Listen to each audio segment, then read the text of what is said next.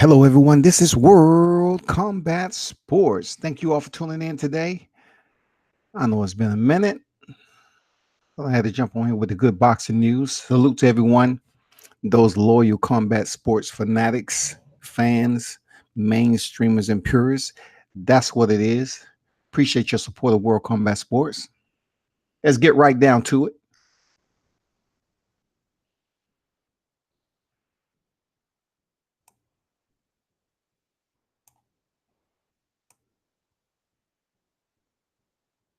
First of all, I want to congratulate the WBC champion, heavyweight status, Deontay Wilder.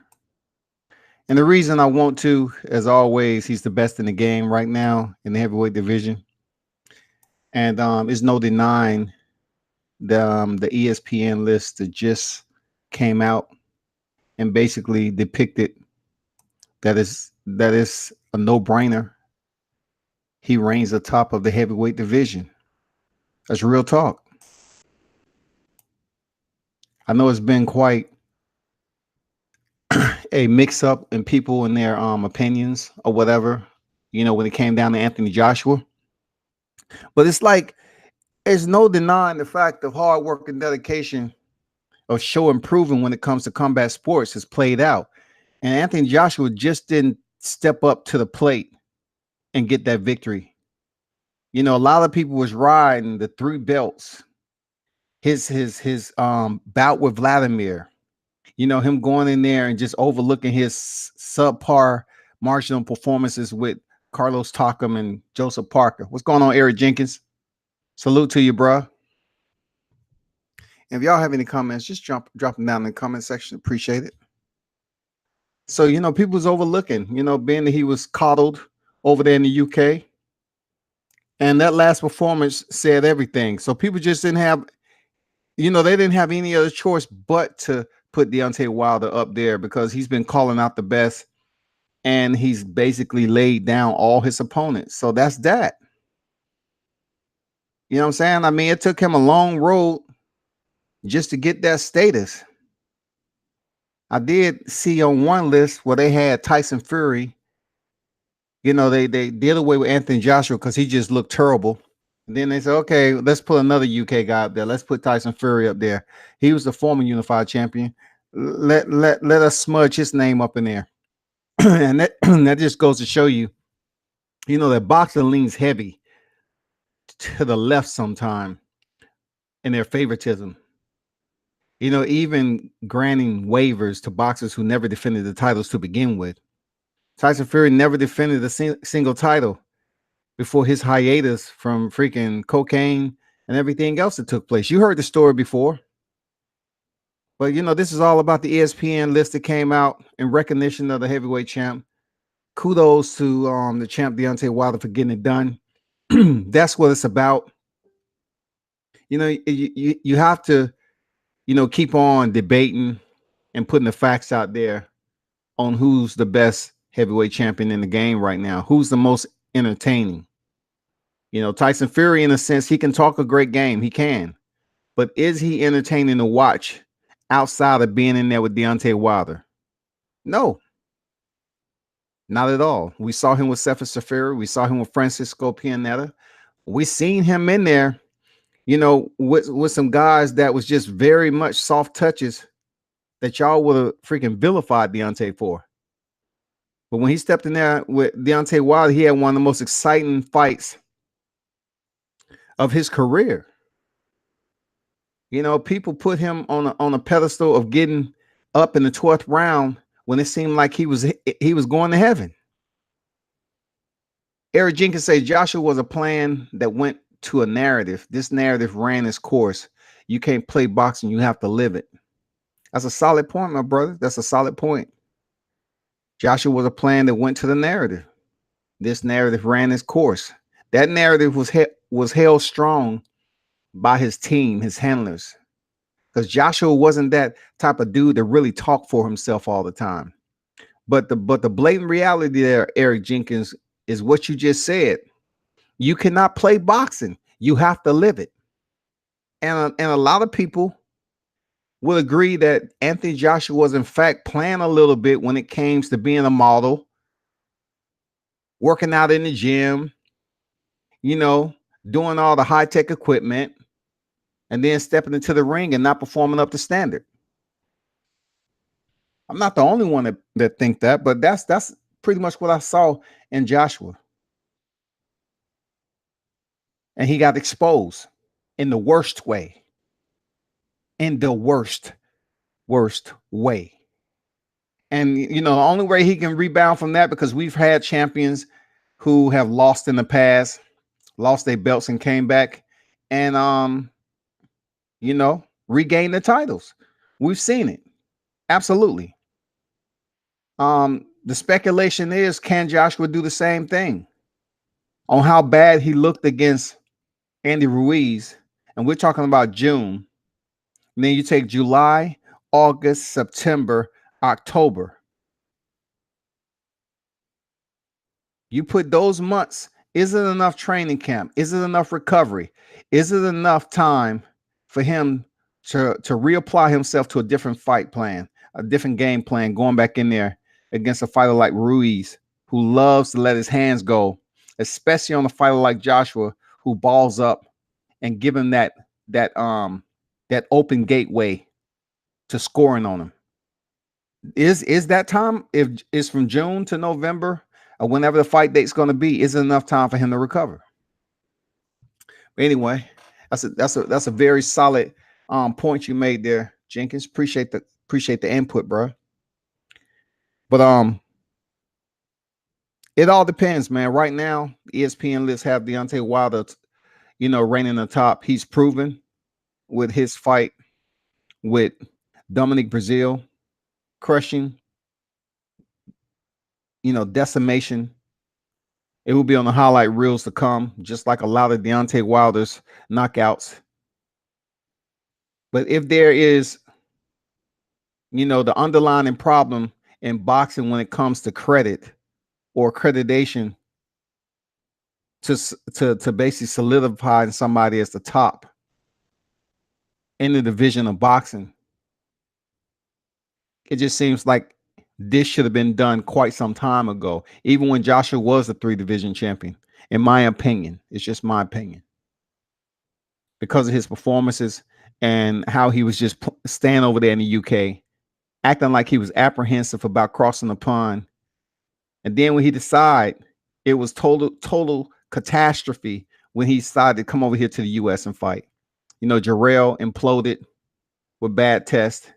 And then there was just, you know, on that night in Madison Square Garden, with the history of Madison Square Garden, to go in there and perform right after Amir Khan had quit. Joshua goes in there and quit. That's real talk. I was there. For the Amir Khan, Terrence Crawford. I mean, he quit. And from what I seen on TV, Joshua quit too. Eric Jenkins say, yes, sir. It takes work like sit-ups, cardio technique, and other aspects to develop resistance and recovery. It takes a lot of dog too. Along with what you said, it does. It takes a lot of the core values, the basics, to get in there and really compete. Because the jabs that he was landing to Ruiz's body, everybody want to talk about the composite, his BMI, his body mass index, how pudgy he looked. Joshua landed some jabs. Did he fully commit? Were there to do damage to slow him down? I don't think so. They was just soft touches, you know, to Ruiz's body. Maybe he could have went there just a little bit more with conviction with his uppercut. It's one of his most dangerous punches. Maybe it would have changed the scope of the momentum. 24 said Wilder's best heavyweight bar none. I agree, 24. You know, I tell people all the time, it's just not because I've been supporting Wilder. Okay. I try to keep it as dichotomized as possible. And I felt from Wilder's performances and what his actions have reciprocated as a champion, he should have been atop the list of heavyweights for quite some time. When I look on the pound for pound list, I see Joshua's name at number 9 or 10, I believe. And I'm saying, what? because people wasn't taking in consideration this man has fought most of his time in the UK. A good point there, 24. Jen can say, what's the old media approach? We want guys who we want at the top. And this is the baloney. Fried baloney. But you're absolutely right. I can't sit up here and deny that shit, because when it comes to the media, man, if they're not sitting up here grabbing on to controversial talking points, they're inserting the narratives that will get that reaction from the public.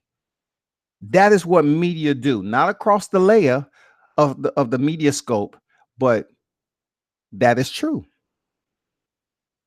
It becomes a popularity contest. It comes a favoritism. It comes to, what does the general public like? Let me go around and mirror up 6 or 7 sites and do a poll and see what the public, who they want atop the list, who should be up there. And you can't say you have a consensus internal to your organization, because if all of those people are on board with trying to keep their job, y'all gonna go with who has the most seniority. You know what I'm saying? Hey, who should be at the top of the heavyweight division? Who should be top of the pound for pound list? And for some reason, they kept on putting the most favorable fighter up there, and that was Anthony Joshua. Well, one thing, they say numbers don't lie. Goddamn visuals don't either. And the visual told us everything we need to know about Joshua. 24 said Joshua definitely quit. You don't get up from a knockdown and walk to the turnbuckle. This isn't a break like the ref said. That wasn't a break, man. You know what I'm saying? Joshua put both hands up on the ropes and just chilled. It kind of took me back there, 24, when I saw him in the Joseph Parker fight and he ripped the tape off his gloves and just was able to earn his own timeout. 24 is right. He has a solid fucking point. You can't just get up and chill in the corner in a championship bout in front of thousands and just don't answer the ref's call. The only other person I know that got away with not really doing too much, not really saying too much, is Luis Ortiz. When Deontay Wilder dropped him and the referee was talking, Ruiz didn't crack he didn't crack his lips open or nothing. He just gave a little cringe of the jaws. And, he got away with that shit because he's Cuban. And the ref was like, well, that's Ortiz. Okay. Ortiz really didn't say shit. He really didn't move. He didn't do nothing. He just kind of grimaced and said, okay. Yeah, see. Real talk, man. That's the only person I've seen get away with not really conforming to the referee's command and still was able to fight. But that's real talk, that 24, for real. Jenkins said Joshua's fall doesn't surprise me. He and his team don't understand what it takes to be a talent. Let me repeat that. He and his team don't understand what it takes to be a talent in boxing, not a look for a boxer. How can you put two defining narratives together to make all the sense in the world? That's period right there. That's period. It doesn't surprise me either, man.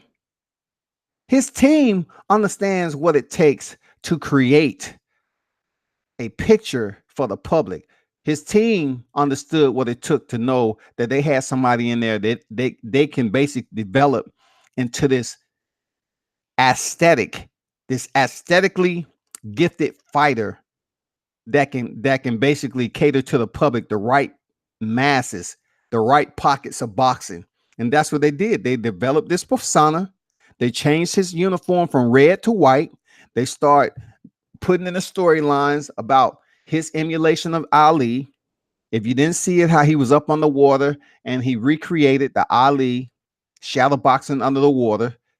That's what their intentions was. Their objectives was to recreate Anthony Joshua to mirror that of the great Muhammad Ali. And they just plastered all over the media to get the U.S. fans to kind of gravitate to Anthony Joshua, and a lot of them did. I'm telling you, fans, as many groups as I was in trying to say the same thing that Jenkins just mentioned. Somewhat similar banter, being kicked out of groups just because he and his team don't understand what it takes to be a talent. And boxing, not a look for a boxer. And that goes to show you what just happened. Jenkins said 24 facts. 24, yeah, he thought he was in the UK. Did he? Did he? Especially the post-fight, right? Didn't Joshua think he was in the UK 24? How he grabbed the microphone and turned to the crowd and said, oops, shit, I'm not in the UK. I can't really turn to the audience and get their approval. I can't do it. That's facts, man. He thought he was in the UK.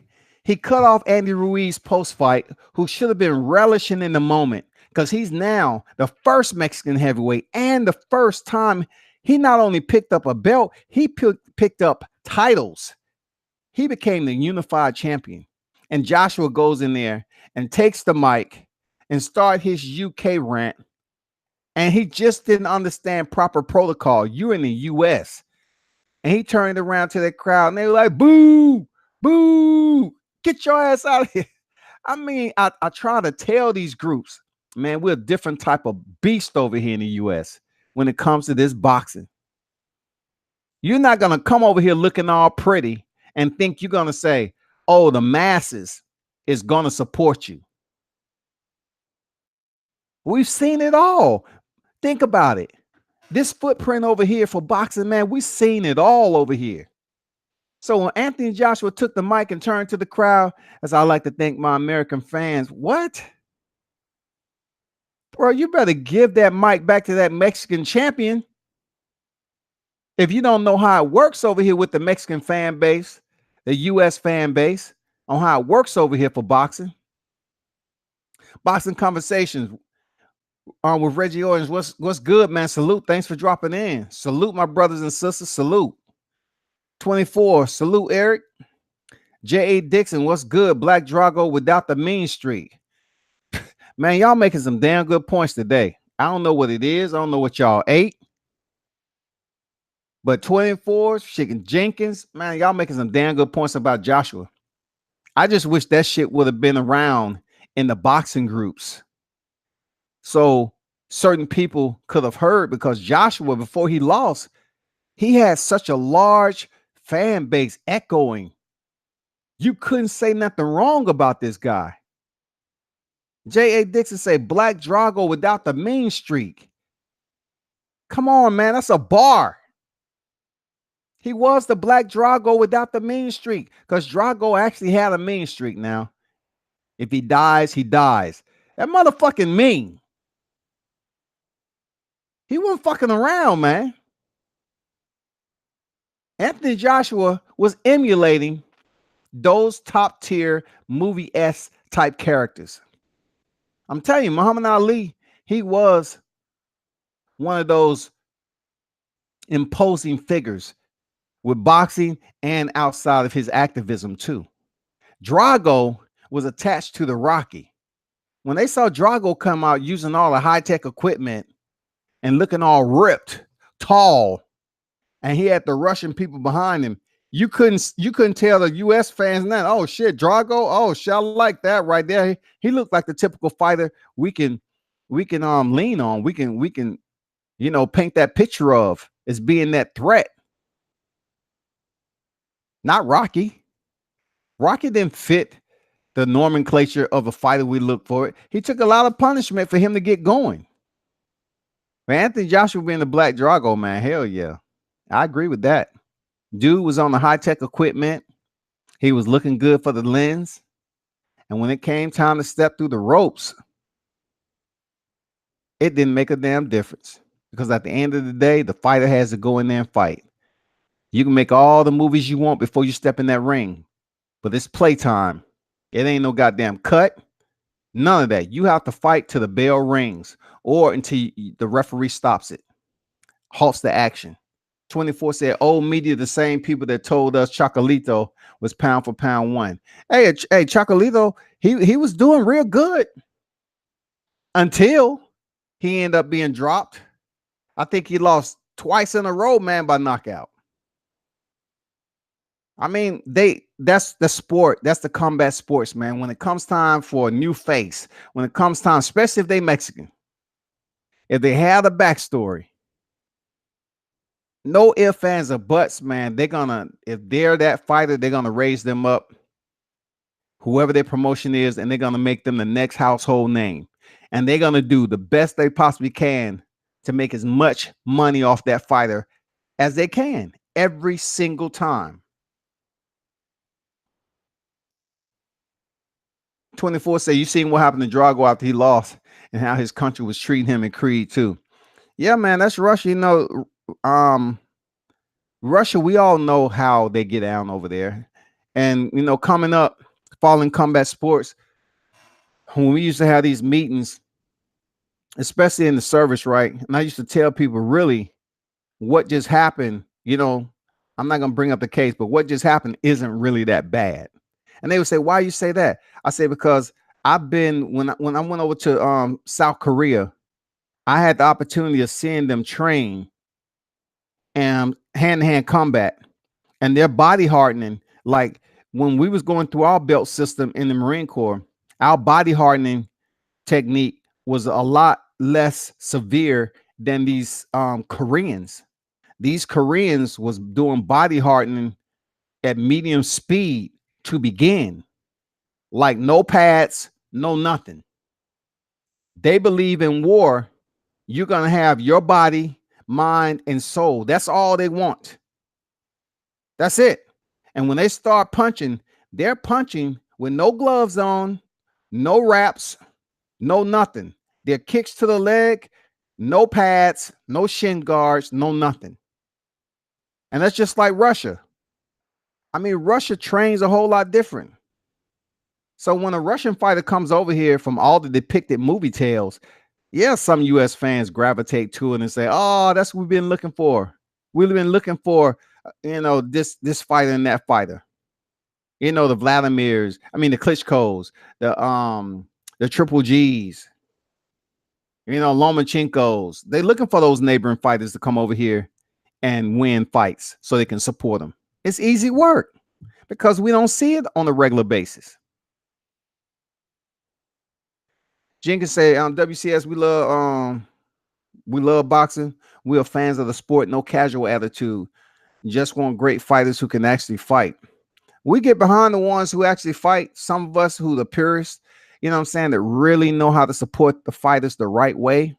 And then you have the casual fans who just extremely feel like they're the ones doing all the work. They're entitled. Everything that fighter does, if he don't look perfect, every time out, they vilify him. And then you have, you know, the mainstream and the purists that really talk boxing and understand which fighter is doing the greatest, like performing at the highest level. You know, that's real, man. We've seen it all the time. So we're kind of what, spoiled in a sense.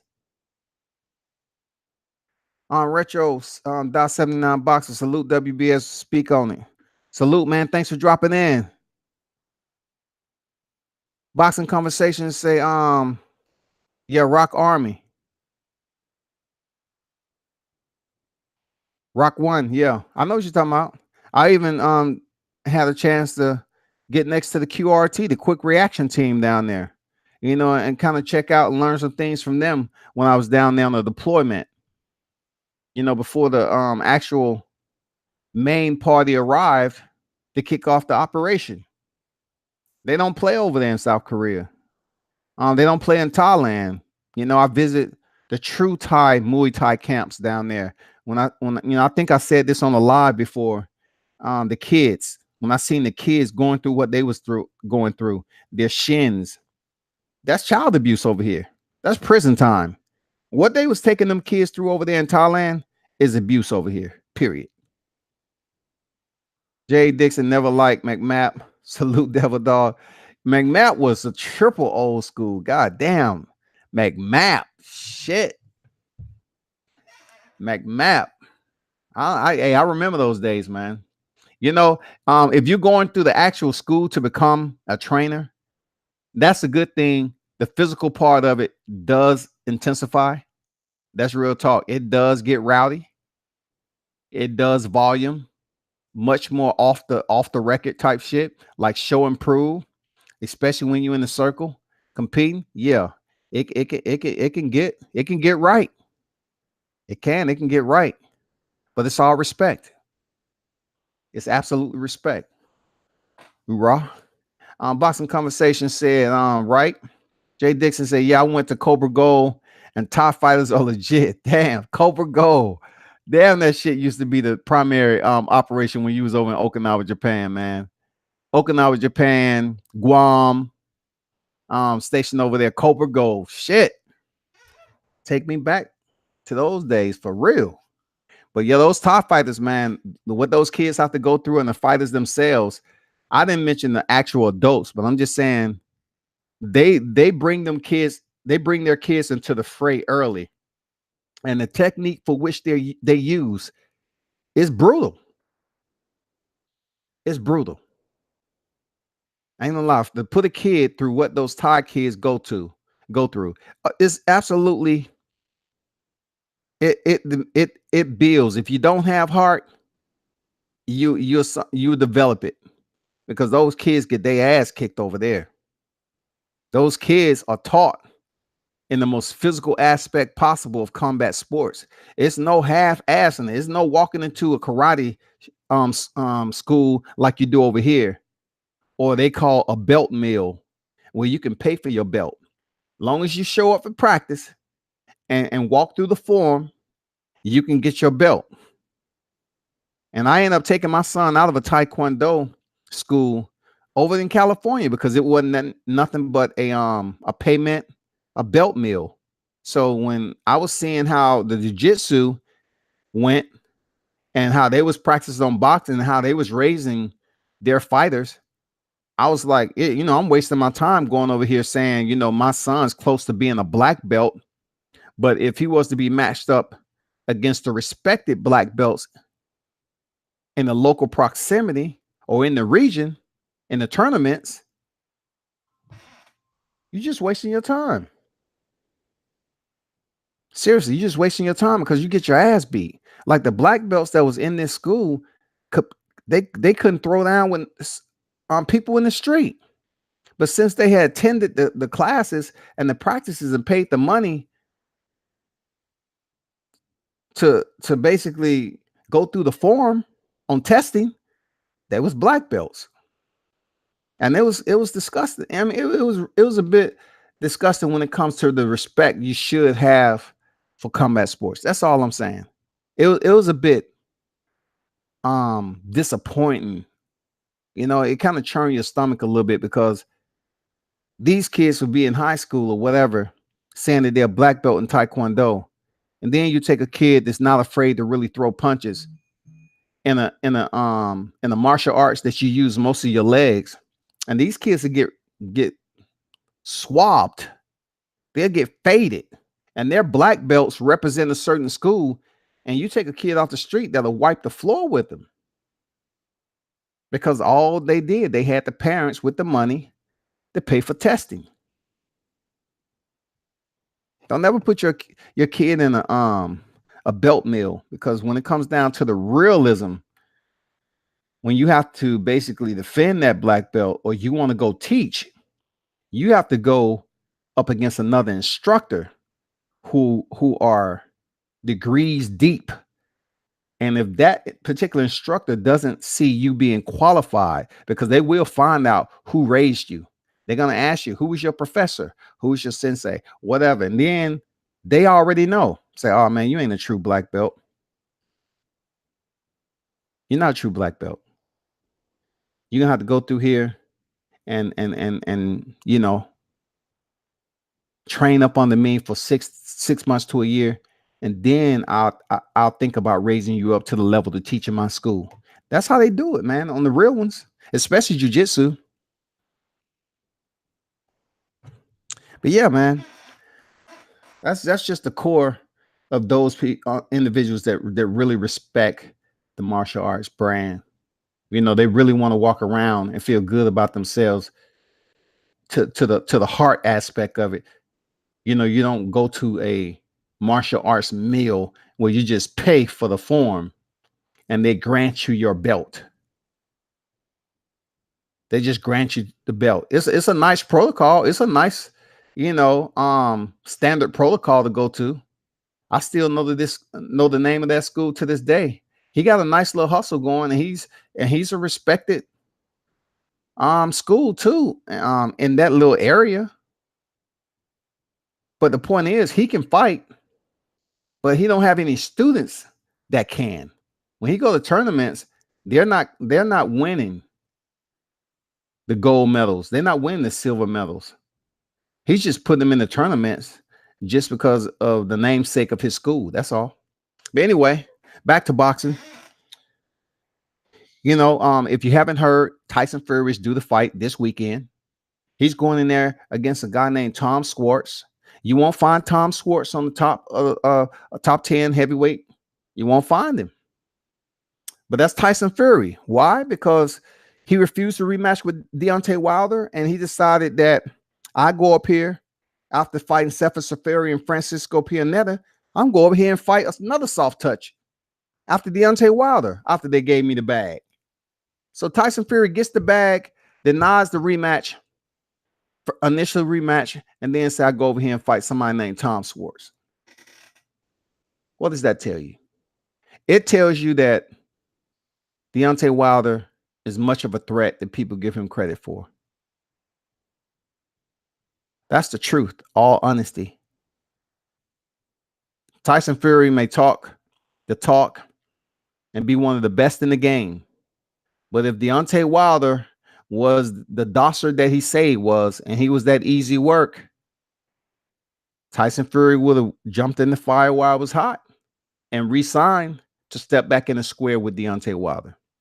I would have respected that a lot more from Tyson Fury than just taking another soft touch in Tom Schwartz that no one really knows. I mean, just think about it. Imagine if Deontay Wilder sat up here and lined up the type of opponents that Tyson Fury did, and he's the WBC champion. They already don't give him credit for a lot of the opponents that he has already. We're talking about 41-0. So when you say Tyson Fury been out the game since his most significant opponent, Vladimir Klitschko, where's the criticism at? Where is the criticism, fight fans? Like, the man only had one legitimate fight since he returned to boxing. And this dude is getting mad airplay. His significant fight was Deontay Wilder, the WBC champion, who Tyson Fury failed to go in there and defeat. So now he's all over the airways, man, getting mad play because he has a fight coming up. Kudos to doing whatever you need to do to promote yourself. Kudos to him, man. But they gave Tyson Fury the bag without the earning reward. That's all I'm saying. What the fuck did he do to get 50 million, 40 million, whatever amount he got? What did he do? Y'all tell me. 24 say Fury better be careful. Wilder has softened up his beard. Schwartz might not have to hit home too hard to put him down. Hey, man, that would be crazy, but that wouldn't be so shocking because people look at what happened to Tyson Fury, and I don't think that's the first time Tyson been down anyway. But since all the eyes are on Tyson Fury now, from a rising in his 12th round, from one of the most devastating two-punch combinations landed on his chin in his boxing tenure. He's noted for having that gypsy magic to be able to somehow rise to his feet. I'm talking about a fighter who had his mouth open, who's knocked the fuck out. and he was able to make it back to his feet somehow from a devastating knockout. But guess what? You also have to look at Deontay Wilder. Deontay Wilder knocked him down in the 12th round, and people act like it was the first round. That just goes to show how much power turns over for the champ in the final round. You still have to be concerned from the opening bell to the final round about Deontay Wilder's power. No way around it, no way to ignore it. You have to be concerned about the turnover power all through the fight for Deontay Wilder. His opponents have to be good for 12 rounds. Deontay has to be good for that one mere seconds to lay you out. 24 said Wilder is the bomb maker. After he knocks Fury out, they call him a bum. Seriously, don't they? Don't they? Man, they quick to call freaking people a bum. If anybody, the main person is Tyson Fury. He loved calling people shithouse, dossers, and bums. That's Tyson Fury, hands down. That's a solid point, for real. If Tom Schwartz knocked Tyson Fury down, see, Tyson Fury has that type of style that you have to be on your game so he won't make you look. So he won't have you with a dance partner that was the lead to a boring ass night. That's the potential Tyson Fury has for his opponents. He will make you look just as bad as he if you don't do anything about it. Whenever he chooses to come in and land a couple of shots, he'll do it with his irky jerky fashion and then stay out on the outside and then put his hands behind his back, play to the crowd. If you don't do anything to kind of disrupt the rhythm or up the tempo or demand that respect from Tyson Fury, he's not going to do anything except give you that all the way for 12 rounds, and he's going to earn another win.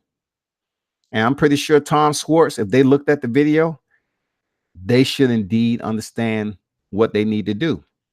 And you know what? I really hope Tom Schwartz go in there and pull off an Andy Ruiz and drop Tyson, man, and freaking close that guy out. We need that in boxing. We need the suspense. We need the climactic moments. You know what I'm saying? We need this threshold that we have going on right here with Ruiz shocking Joshua. We need that to continue. The Wonderful Life of Bob J was born white. I'm not sure what that means, but okay. But when it comes, when I speak on in that facet, you know, we have the next fight coming up with Deontay Wilder and King Kong Ortiz. I remember hearing Tyson Fury say to basically highlight Deontay's win over Luis Ortiz. He said that Luis Ortiz was 49 years old or 59 years old or whatever. If that was the case, I'm not sure why not too many other fighters stepped up to fight that 59-year-old dude. You know what I'm saying? Anthony Joshua stalled him out when it was his time to say he was going to get Luis Ortiz to fight for the vacant WBA title. But they stalled the man out. He ended up popping positive. So all along, they had Vladimir in line. They had Vladimir because he was on the outside of his career, 2 feet out, dangling into retirement.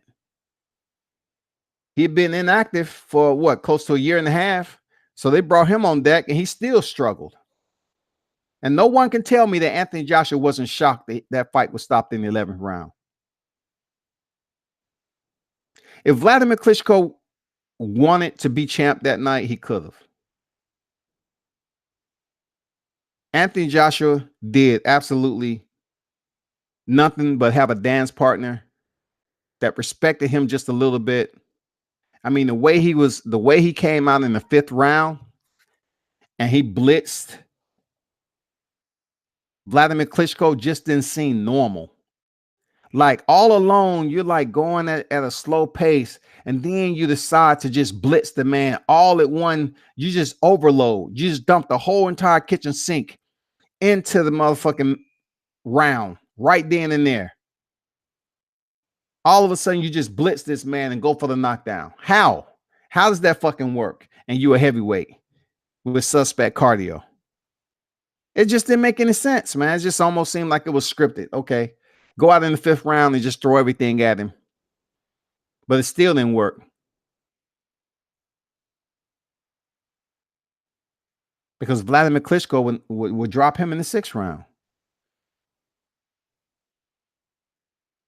I don't know, man. The exposure is great for Anthony Joshua right now. You know what I'm saying? It's never going to get old to me from somebody who getting exposed and now they hanging out in NYC and they're trying to say, you know, let me tell everybody that's not me. I didn't have any anxiety attacks. And I look at the media as being one of the deceptive chameleons there is, according to what platform, how high your platform is, because people want to bring up the fact that he was knocked out by Joey DeWeco, but come to find out, Joey DeWeco has a fight coming up. Anything to get the exposure to these fighters and put them in the fray. They're good enough to get their name out there, but they ain't good enough to win a title. So all of a sudden, Joey DeWeco's name come out there as knocking out Anthony Joshua 8 days before the fight. But then again, he has a fight coming up. He want to prove to people that he's more than just a sparring partner. So I kind of look at that, not a conspiracy theory, but that's just how media works, y'all. It gets to that point where they just do some things that's just clickbait. They do some things that's clickbait. That's real talk.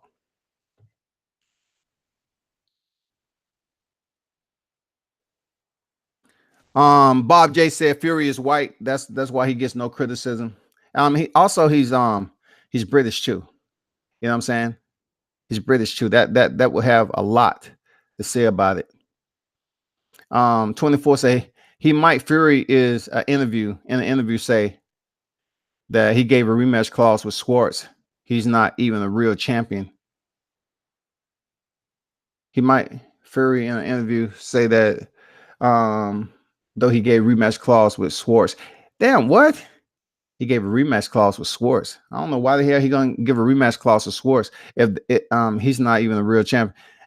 I would think with Deontay Wilder signing that rematch with Tyson Fury, who cares about a rematch with Schwartz? Because they're fighting this weekend. Deontay's fighting Luis Ortiz in September. After that, in 2020, training camp is going to have to start for him to face Tyson Fury. So he probably won't face a rematch if indeed he needs one with Schwartz to like the mid to late 2020. I'm just guessing. Dixon say, honestly, I can't remember legit AJ knockout. Well, I'm telling you like this, Dixon. The one that got me. Hey, hold on, y'all, for a second.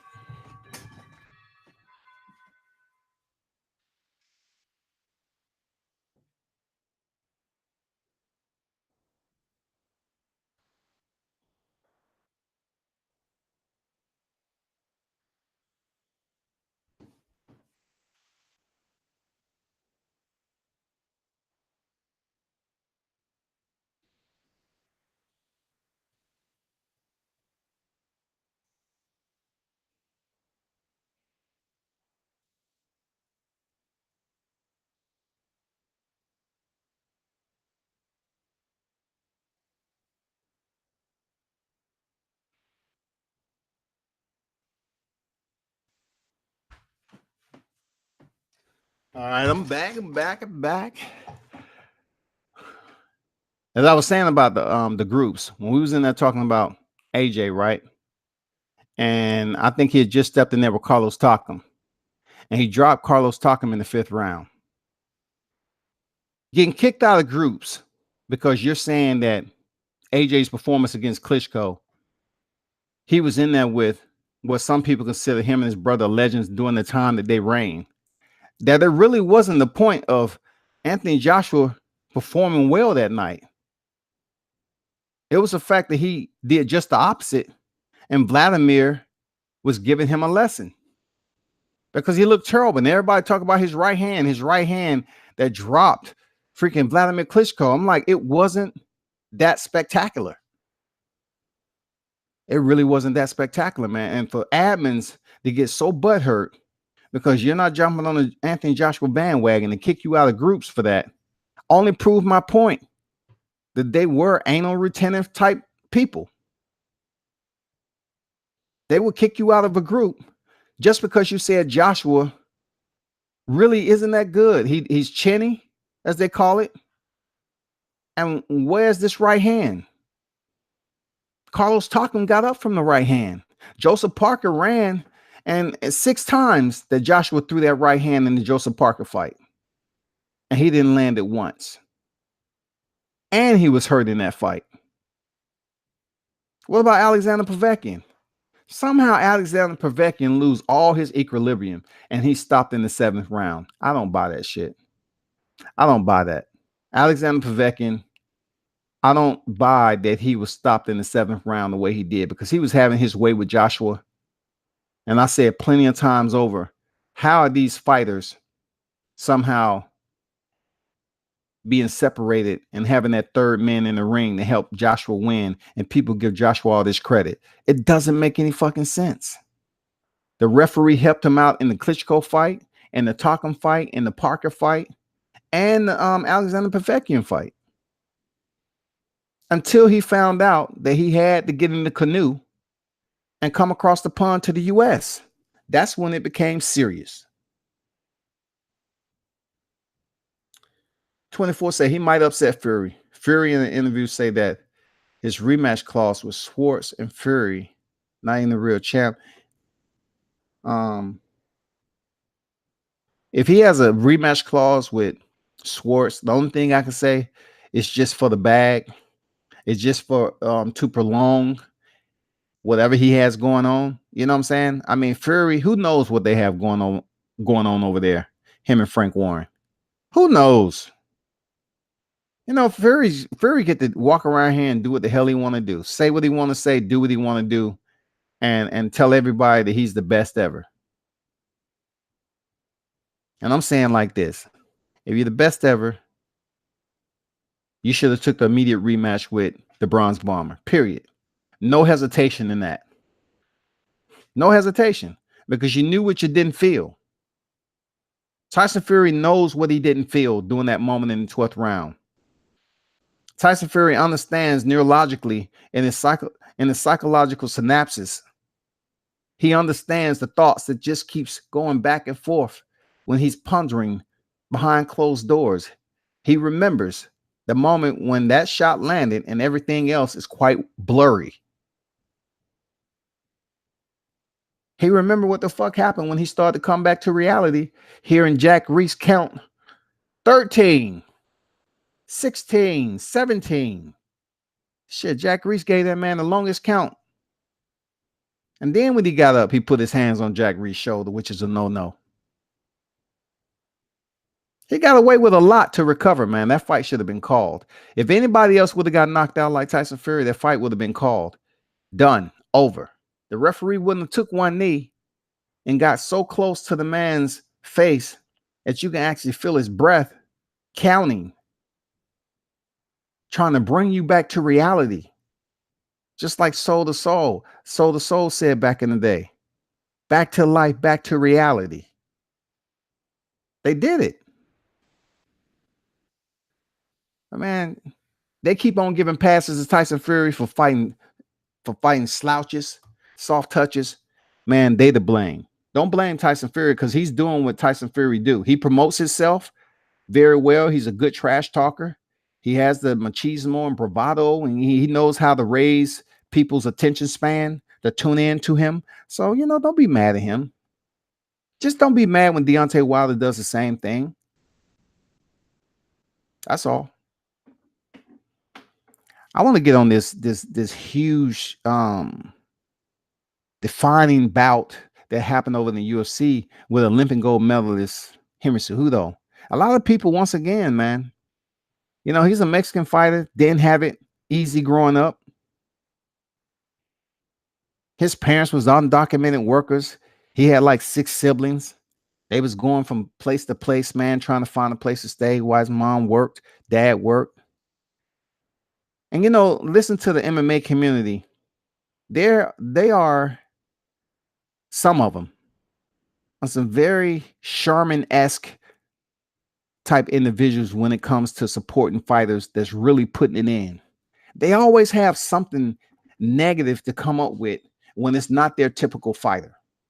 And Henry Cejudo isn't the typical fighter. That's why I say in some names come to the surface when the Olympics is the talking point and they want a gold medal and silver medal. People want to praise them to the highest, right?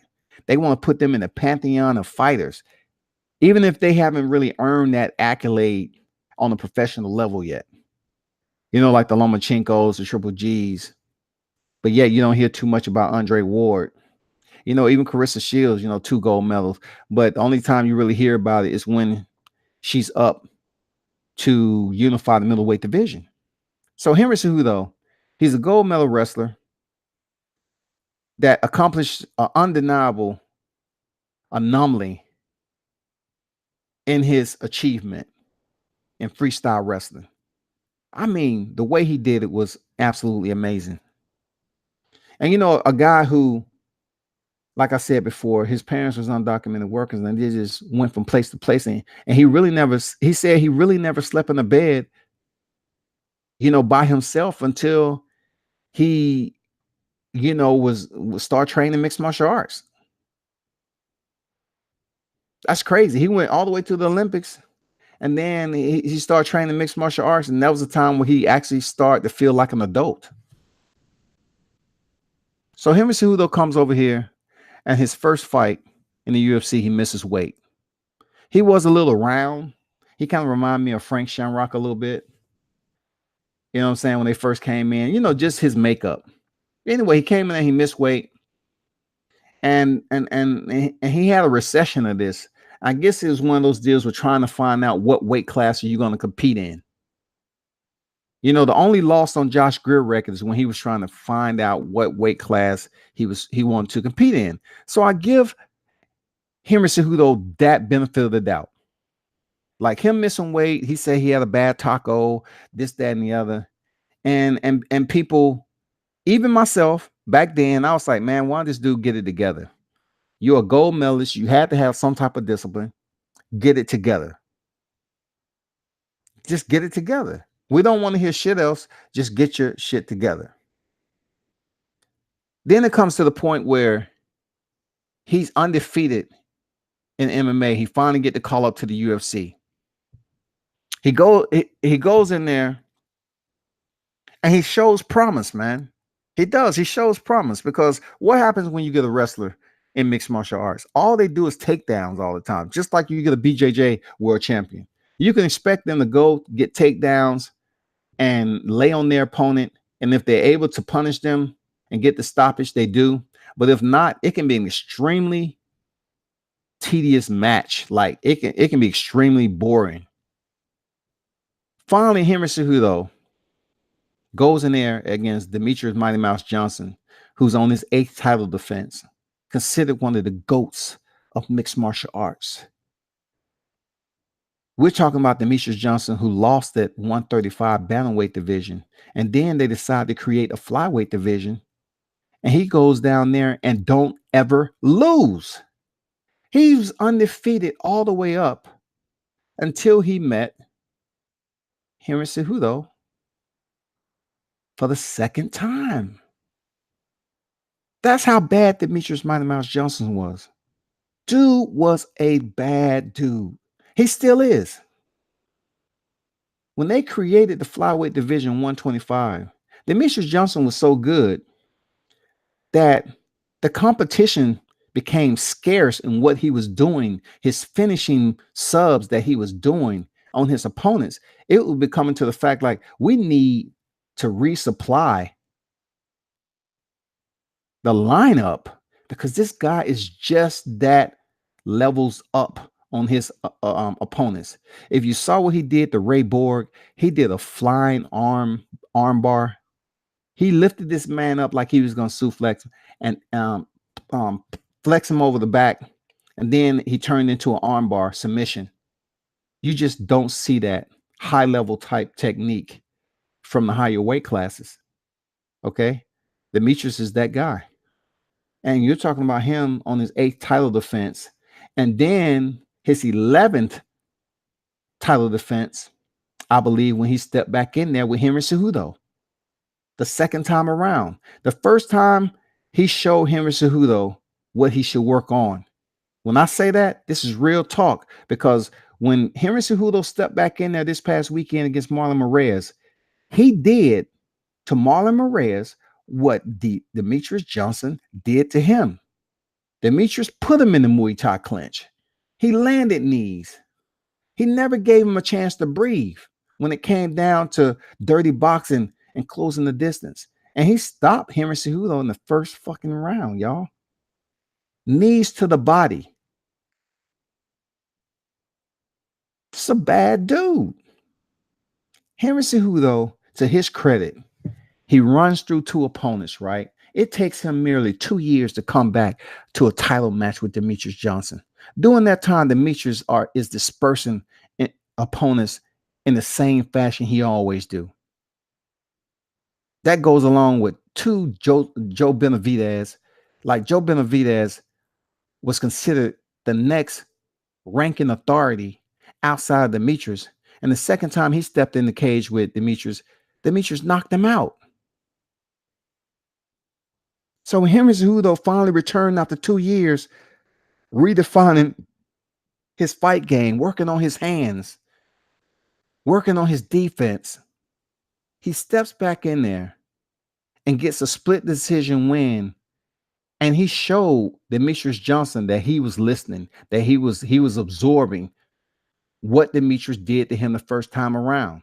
He wasn't afraid to close and get close and clinch and goddamn land knees while they was on the cage. He wasn't afraid to use his wrestling against a guy who has a high takedown defense in Demetrius Johnson. Like, Demetrius Johnson is one of those guys that had, like, I think over 60% takedown defense. And Henry Cejudo wasn't afraid to close distance and go in for a single double. He wasn't afraid to test his ability against one of the best ever in mixed martial arts. And he won. He ended up earning a split decision and rendering Demetrius Johnson his first loss at flyweight. So now he just defeated considerably one of the best mixed martial arts active at that time. You can't say John Jones because he was busy getting in trouble and everything. You couldn't say Jose Aldo because he was knocked out by Conor McGregor at 13 seconds, defeated by Max Holloway twice. You know, it really wasn't that name except Demetrius Johnson. So when Henry Cejudo won that belt, Dana White, it was being said he was trying to phase out the flyweight division.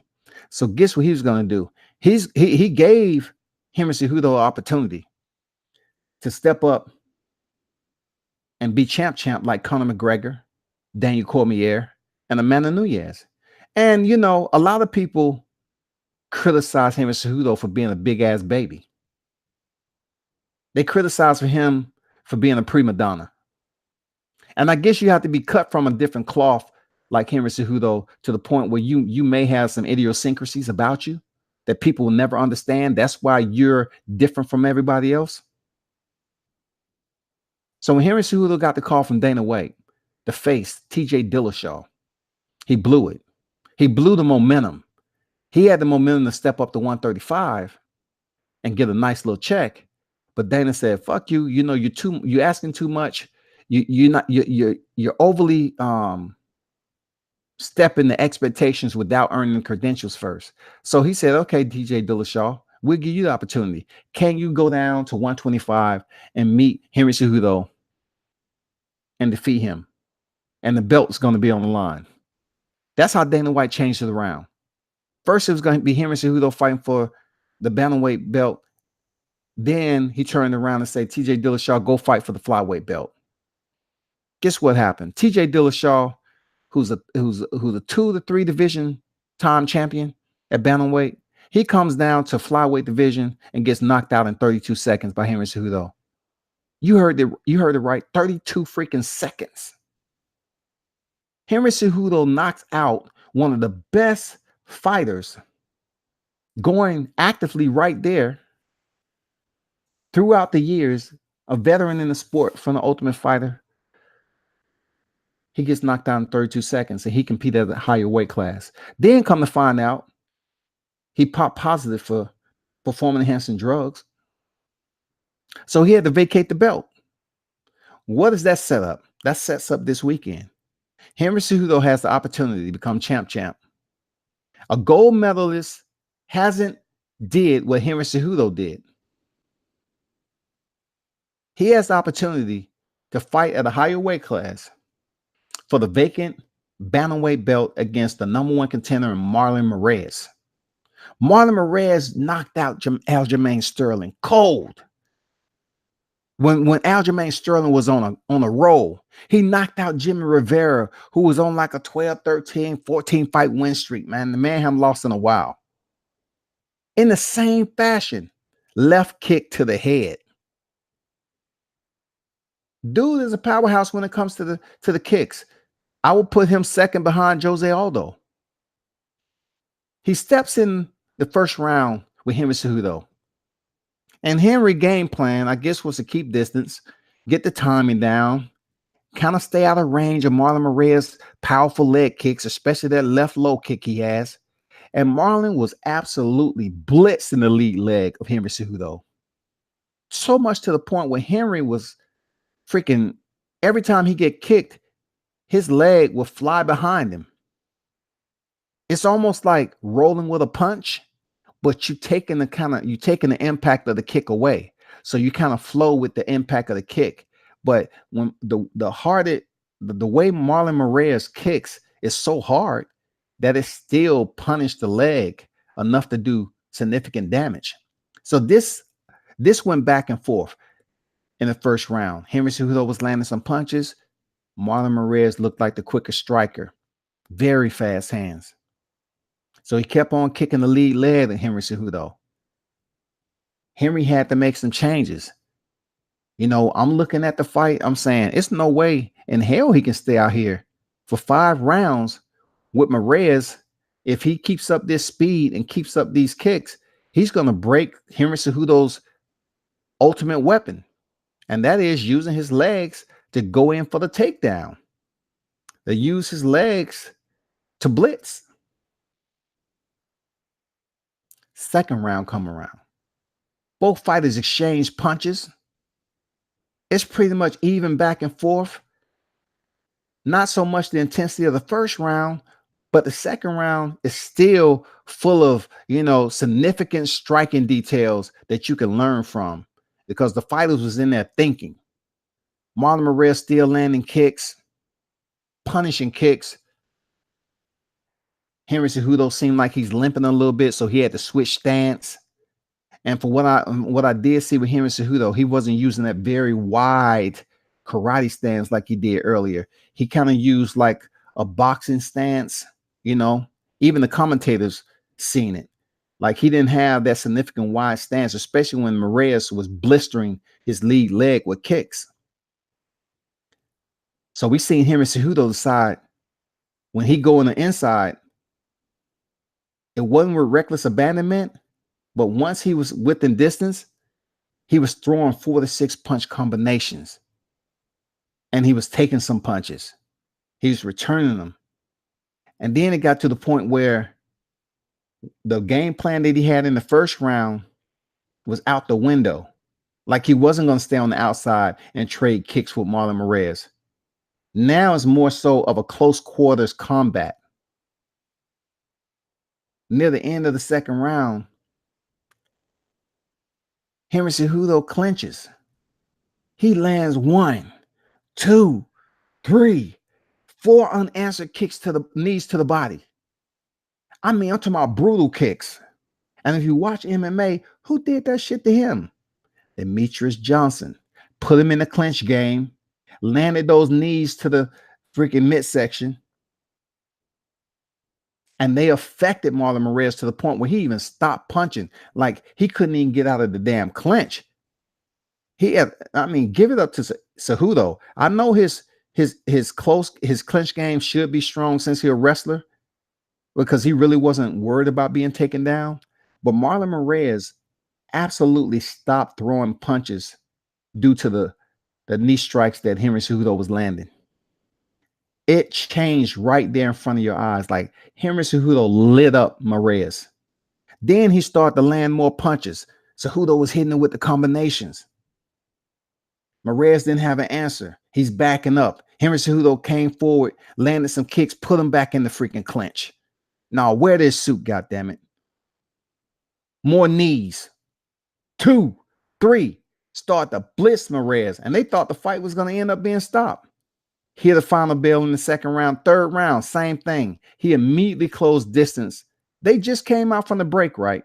Henry Cejudo immediately closed distance and put him in the clinch game again and land some knees, strikes to the face.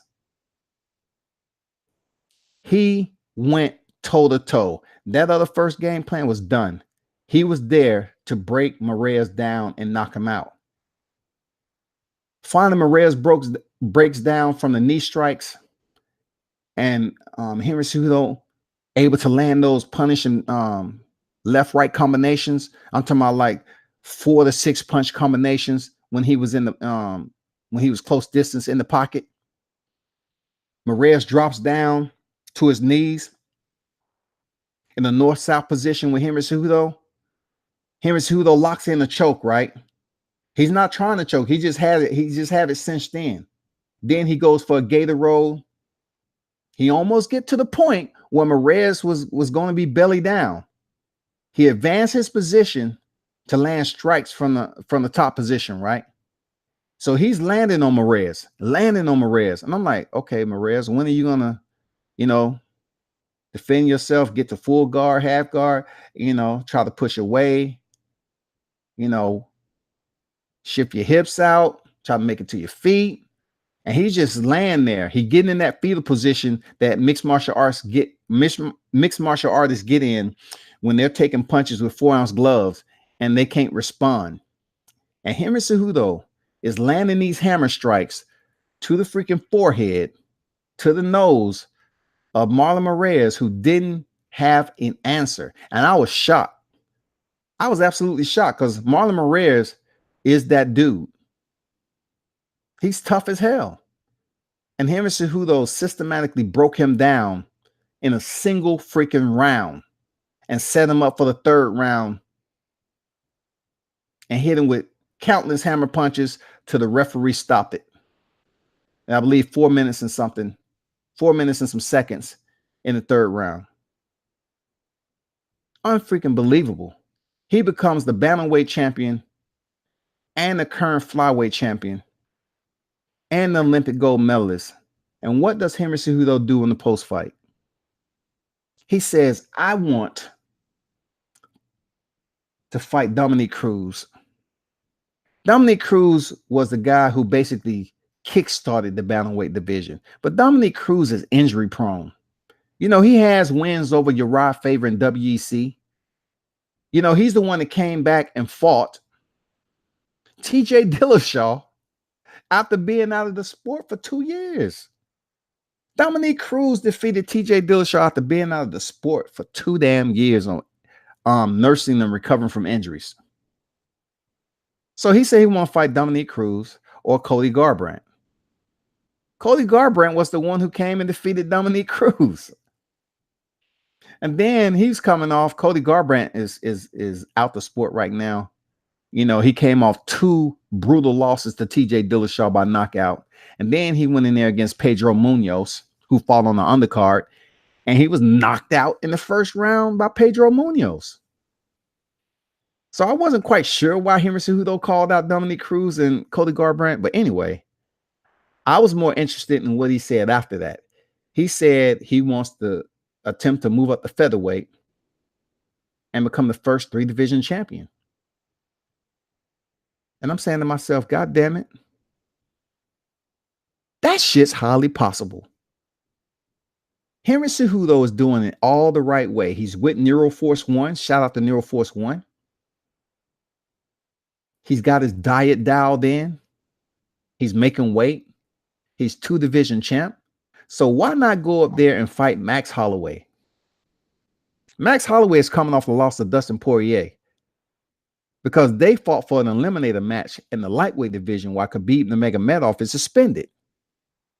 So Max Holloway just coming off a dominating loss, man. The Dustin Poirier, who looked like he was freaking 2 divisions heavier than Max Holloway.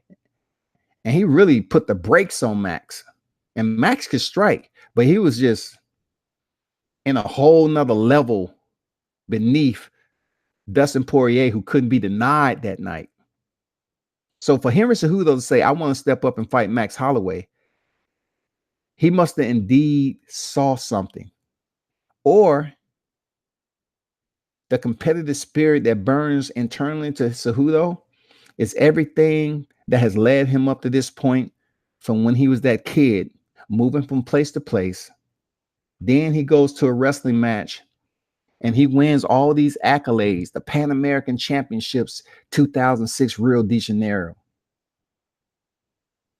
2007 San Salvador, 2008 Colorado Springs. And then he goes to the Pan American Games, 2007 Rio de Janeiro. And then the Wrestling World Cup, 2007.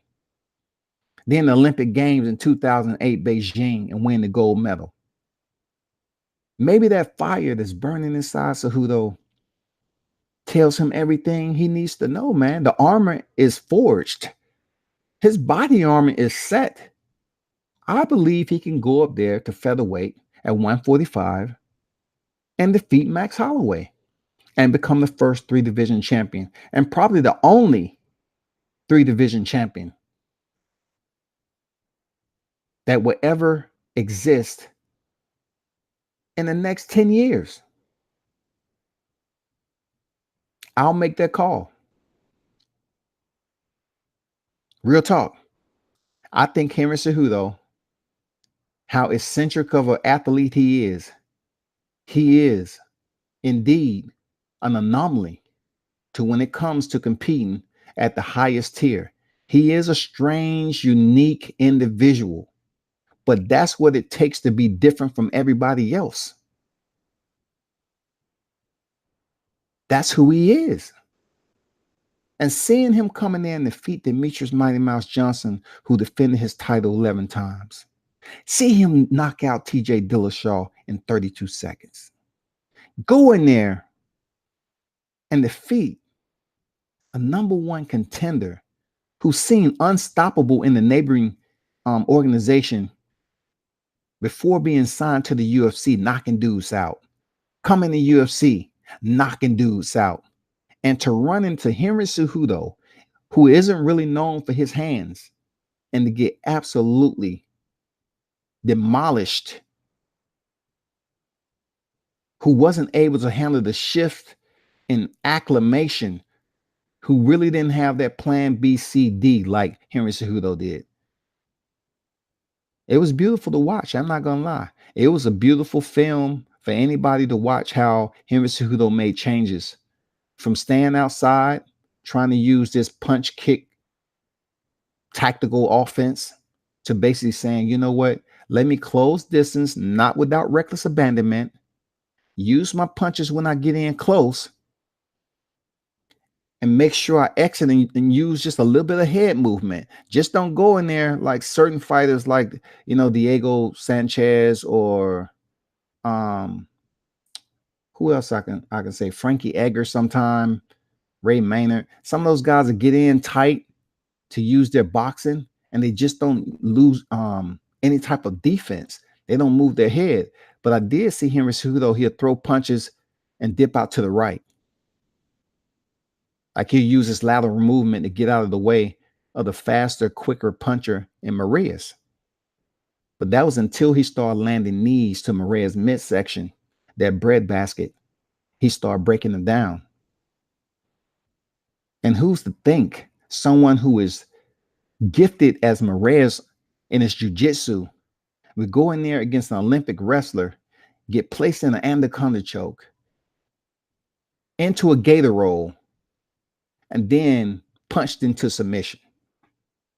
In a 5-round fight, he stopped him in 3. Give it up for Henry Cejudo. Give it up, man. I got to clap it up for Henry Cejudo. That was an educational moment for me, man. I ain't gonna lie. I watched that fight several times already. It was such an educational moment. I ain't gonna lie.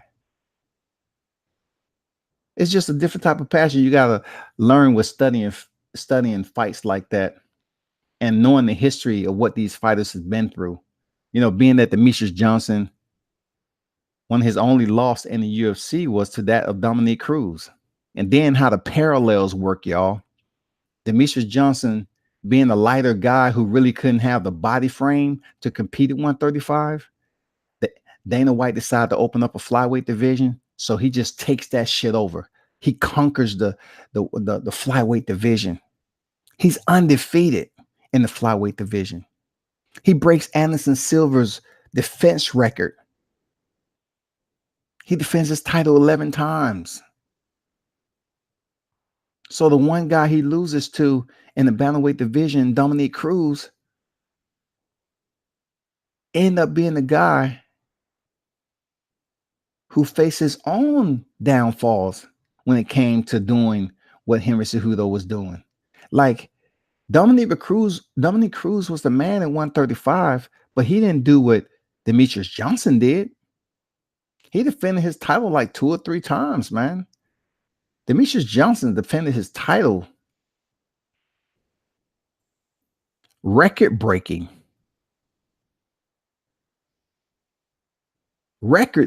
y'all. That's just history. It goes down in the history books. And he didn't get that much love because he wasn't a trash talker. Demetrius Johnson was a gamer. He loved being on video games. That's why he didn't get much love. And Dana White didn't like him that much because he wouldn't promote a fight. He didn't trash talk as much. But then you get a man like Henry Cejudo who get waxed in 1 round, somehow, some way, once again, that Olympic caliber, that ruggedness that built his mettle growing up. He takes 2 years and come back and gets a split decision with one of the baddest men in the division that's been conquering the freaking division. It takes him a mere 2 years while actively fighting now, not just taking years off to say, I'm going over here and do a Keith Thurman and go on top of the mountain into the monks and have them teach me what I'm missing. No, he's competing. And during that time, he returned to the cage against Demetrius Johnson, totally different dude.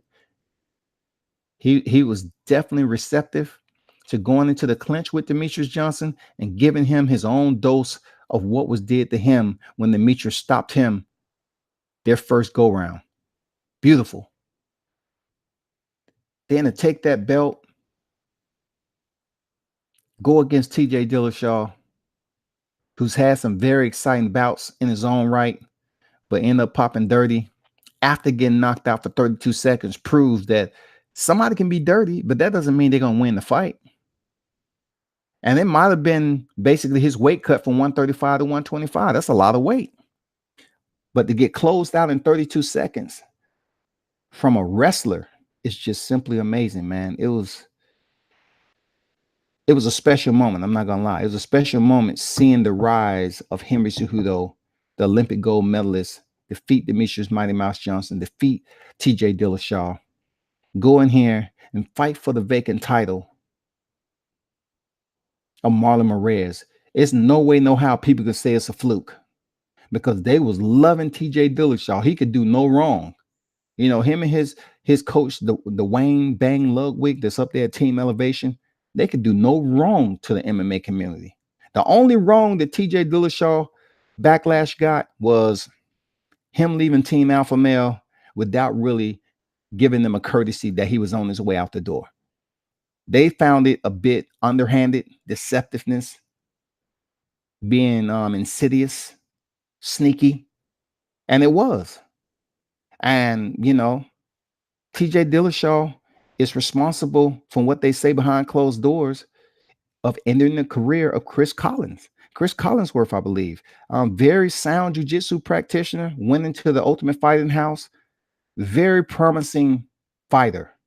They said that he was getting the best of Dillashaw, and from what they said, Dillashaw kicked him when he was down or something, quote unquote. He kicked him in the head, kicked him in the neck or something like that.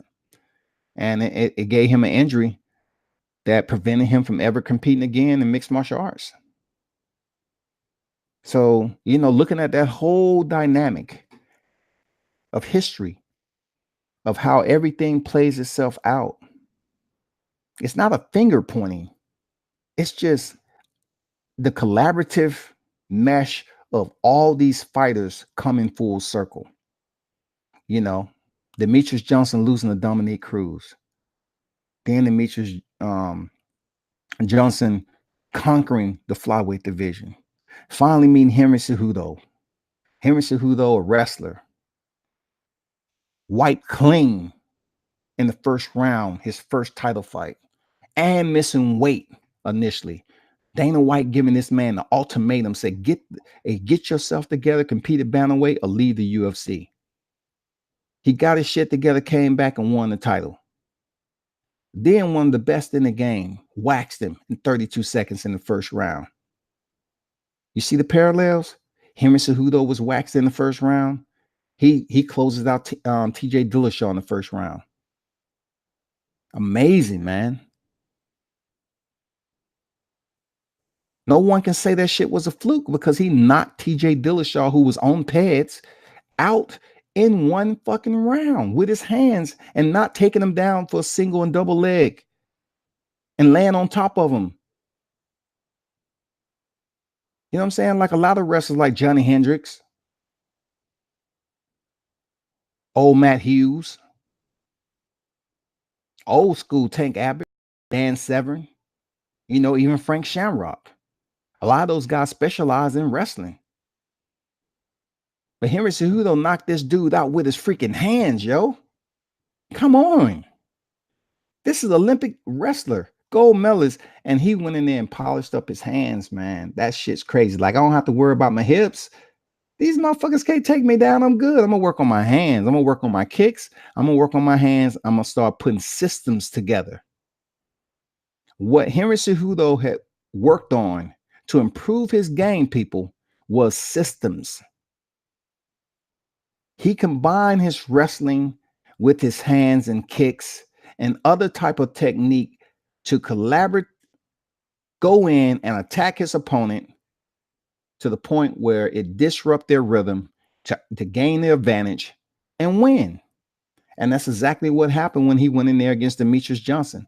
He used a multiple set of systems, the clinch game, his punching technique, kicks, his range, shit he didn't have before. Name me how many fighters clinch and put that Muay Thai plum up there. Name the fighters that did what Henry Cejudo did to Marlon Moraes as much as he did it and as effective as he did it. Name one fighter who does it that way. I'm not saying name a fighter who has done it. I'm saying name a fighter who did it on a consistent basis, who's doing it on a consistent basis right now, because a lot of fighters doesn't get in close like that. I can name Vito Belfort. He hasn't fought in quite a long time though. But the whole thing I'm trying to make is, I really hope that Max Holloway and Henry Cejudo fights, because there's not too many more exciting ventures that's out there. I mean, it was a lot of talk. I mean, I can go from weight class to weight class. The only, the one exciting move that I'm looking in his return is Khabib Nurmagomedov. I want to see him fight Dustin Poirier. He's a beast at 155 lightweight. And then, of course, Kamaru Usman, who defeated Tyron Woodley. I want to see him defend that damn belt. The middleweight division, Robert Whittaker, people know he's legit, but he doesn't have any selling power. He fought Yoel Romero twice, but then people like, okay, what else? I mean, what is it, man? Okay, he doesn't have any selling power, probably because he's an Aussie and he's a kind of low-key dude. He just don't have any selling power. But then when you go at the light heavyweight, 205, you got John Bones Jones, who really, he's gonna disperse of Thiago Santos. That's his next fight. He's gonna take that dude. I think he'll probably finish Thiago Santos in 1 or 2 rounds. I'm gonna be honest. Thiago Santos, and that's another division who's running out of talent. The light heavyweight division in mixed martial arts in the UFC is running out of talent. The reason being is John Bones Jones. Before him, when he was out, it was Daniel Cormier. Daniel Cormier, outside of the UFC, was absolutely destroying heavyweights. He was undefeated as a heavyweight in Strikeforce. The only reason he didn't fight heavyweight in the UFC was because his friend Cain Velasquez. He's injury prone. He's had to face significant injuries. So then, and only then, finding out Cain wouldn't compete on a regular basis, Daniel Cormier decided to move up and try to do something that was within his reach. And that's fight for the heavyweight championship to become champ, to be the second fighter to do it outside of Conor McGregor. And he did it. He knocked out Stipe Miocic in one round. I'm not sure what Stipe was thinking about. But when you have a guy like Daniel Cormier and experience, you need to have your hands up. And when he released the clinch and he tried to exit, Daniel Cormier and his team said that he always loved to drop his hands on the release. And Daniel Cormier cracked him with a right, straight to the jaw, dropped him, gave him 2 punches while he was looking up at the lights. The rest is history. Daniel Cormier is the light heavyweight champ and the heavyweight champ. He's the only man to defend the light heavyweight champ and the heavyweight champ. Heavyweight championship. He defended them. He's a future Hall of Famer. But he's the second best in the UFC outside of John Bones Jones.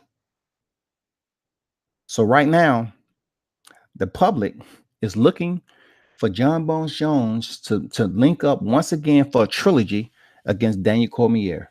That's what we're looking for, fight fans.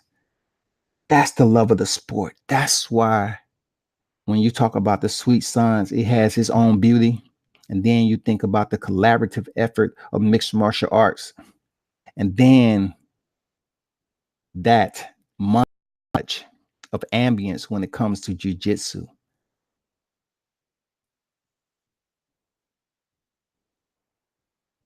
It's just a beautiful thing, man. If you're one of those students that just want to sit up here and look at how these fighters grow and evolve in learning every aspect of their fighting regimen, it can be beautiful. Because seeing Daniel Cormier come over here, never really been that type of guy who had the makeup like they say Andy Ruiz. He's always been soft in the midriff, but still a beast. The way he went up there and made Anthony Rumble Johnson quit twice. The way he went in there and defeated Alexander Gustafsson, who was a much taller fighter, in a striking game. He didn't even use his Greco-Roman wrestling. He used his hands. Once again, Henry Cejudo using his hands, Daniel Cormier using his hands. Why? Because they're not worried about you taking them down. And then, of course, his bout with John Jones, 0-2. John Jones defeated Daniel Cormier twice. I don't give a damn what people say about this freaking performance-enhancing drug shit. A shin kick to the head is drug-free. Daniel Cormier attempted to block a kick to the midsection. He thought, just like, I hate to go back and forth, but that's how the calibration is when I'm thinking. Just like Valentina Shevchenko just knocked out Jessica Ai. In the early rounds, she kept doing low kicks, blistering low kicks. She got Jessica Ai reacting to the low kicks. And when it came time at the right moment, when Jessica Ai was coming forward, she went up over the top and kicked Jessica's, almost decapitated that girl. She kicked her shin to forehead. The same thing John Jones did with Daniel Cormier. He was going for that low thigh kick, going to the low leg kick. And when it came time for Daniel Cormier to block it, he braced for a kick to the midsection. And John Jones went over the top and he clipped him in the head. The same exact kick that Marlon Moraes did to Jimmy Rivera, the same kick he got then caught Aljamain Sterling with, the same kick that Clay Guida received from Diego Sanchez, the same kick. They get him used to the lows, and then they come up high. But when they come up to the high, they cash that check effectively. So I tell people that shit was drug free. When John Jones kicked Daniel Cormier in the head and he stumbled up against the cage, and John went over there and finished it off with punches, it was legit win. Don't blame Joe Rogan for going in there and putting the mic in front of Daniel Cormier and he started crying. Daniel Cormier is one of the best fighters the UFC has ever seen. He falls in that elite group of fighters that will go down in history as legends of the sport. And he can have the body makeup of Andy Ruiz. Make no mistake about it, Andy Ruiz isn't the caliber fighter of Daniel Cormier. But I'm just saying, when Daniel Cormier made a commercial with fried chicken, I mean, come on, man. What fighter you know that is dominant to be making a commercial with desserts and ho-ho ding-dongs and fried chicken and go in there and whoop ass the way Daniel Cormier does? He's that dude, man. But he has to prove that John Bones Jones is not his alpha. Right now, John Jones is Daniel Cormier's alpha. He cannot defeat John Jones, and they need to go for a trilogy. It would be epic. It would be a sense of closure for Daniel Cormier since he's on the brink of retirement in 2020. It's what he needs to basically consummate any doubt of being able to go in there and defeat who they consider the best in the game right now in John Jones. D-Beer, what's up? What's good? And, you know, I closed that out because D-Beer wanted to talk back on boxing, but I just wanted to make that mention. You know what I'm saying? I wanted to talk about mixed martial arts because I talk about boxing and mixed martial arts, but, you know, a lot of what I can talk about, I just don't try to go into detail because sometimes the viewers might get extremely disinterested if you go too much into the technical aspect of breaking shit down. You know, because I tell people all the time, when you talk about mixed martial arts, you have to understand what you're watching. You have to know the difference between the Darce choke and the anaconda choke. You have to understand what you're looking at as far as the grips. Is a gable grip, palm to palm, all that other shit that goes along. After I finish this, I'm going to talk about one of the baddest submissions. Sung Young and Leonard Garcia. The technical aspect of what went into him setting up that submission. Okay, D-Beer say, what I'll talk about Fury saying this fight would be for a WBO belt. Look, Tyson Fury is trying to goddamn do what Tyson Fury is trying to do. He's trying to manipulate the narrative and trying to do whatever he can, you know, to make himself a champion. I'm gonna tell people, and I told people again, Andy Ruiz, they're gonna try their damnness for money's sake. I'm talking about for the check, to break those titles up and prevent one fighter from having all of it. And what's fucked up about it is that WBC has one of the highest sanctioning fees you can imagine, man. They're going to try to get with a tyro like Andy Ruiz, who haven't really had the opportunity to enjoy those belts. And they're going to try their damnness to break that shit up. Now, if by chance the news come out and him and Deontay Wilder is going to fight later on, man, I'm all for it. Good shit. But don't think the WBA, the WBO are not going to try to come out and put these mandatories up for Ruiz to try to fight. And if not, you don't sign the fight within a week. The same shit they did with Joshua, which was bullshit. When he was in talks with Deontay Wilder and WBA came up there and say, oh, if he doesn't sign to fight Alexander Povetkin as just mandatory, he'll be stripped of the WBA. All in Eddie Hearns and them So what? The talks went away for Deontay Wilder and Joshua, and all of a sudden Wembley opens up for September 22nd after Eddie Hearn just said it wasn't even available. The week came and went, and no one heard a thing. Anyway, back to what you were saying, DB. Wilder's the #1 heavyweight right now. I saw that on ESPN, man. Salute to the Bronze Bomber, for real. Good shit, bro. Good shit. DB, MMA is an art form. You got that right. MMA is an art form. It's an art like none other. MMA is an art that you just have to show up to work, to understand that it takes a lot more than just watching. Like you can see boxing, and it's a lot that you can absorb as far as knowledge, right? You can watch boxing a lot and you can say, okay, I understand that. I understand he just slipped up. You can look at certain facets of boxing and pick up the technique and the form and what's going on. But with mixed martial arts, jiu-jitsu, you have to do more than watch. You have to understand what traps are being set. Boxing set traps too, but I'm just saying, when your body is susceptible to more than one system of combat, it requires the thinking fighter to do much more. Like, you have to worry about kicks. You have to understand where they're coming from. You have to worry about the fighter's background if they're a wrestler, them taking you to the ground.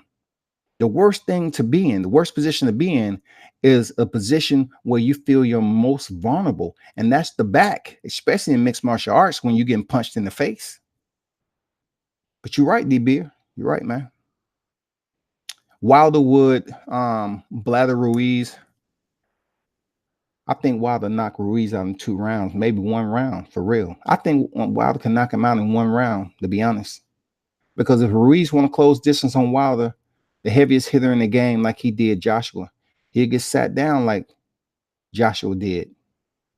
But this time, you'll be getting hit by the heaviest hitter in the sport. Ruiz don't have no tough chin. He was just with a fighter who didn't have cardio. If you're tired and fatigued, come on, man. We don't need a prognosis on what's going to happen with your strength and the power of your punches. There's going to be some type of digression in the power sense. And that's exactly what happened to Joshua, man. He was tired, bro. DBS said all sanctioned bodies will honor the rematch. I bet on it. Absolutely. But we have to see how that works. And right now, the sanctioned bodies, if the fight, when it's officially announced, it's no other mandatories are going to come up on the surface. They're not going to anchor themselves at all because the rematch will happen. But I'm saying, in the sense, after that rematch happens and Ruiz keeps those belts, we really don't know from the outside looking in on what's going on with potentially Al Heyman, Shelly Finkel, Lou DiBella, and all those people, getting together and trying to do a unification of one of the biggest fights in boxing history. The manipulation is going to come from all angles. If Ruiz is able to retain those belts, I'm just curious to know how quickly he's going to have to turn around and contractually commit to a mandatory. That's my point. That's all I'm saying. Much more involved with MMA, yes. Wilder much better than AJ in establishing distance. But put it this way, D-Beer, that's a good point. To a point. I'm just looking at it this way. Like, wouldn't AJ have much more of a credibility with his power, his boxing fundamentals, like everybody praised him for, if he was able to sustain cardio? Like, Joshua has a hard time sustaining cardio.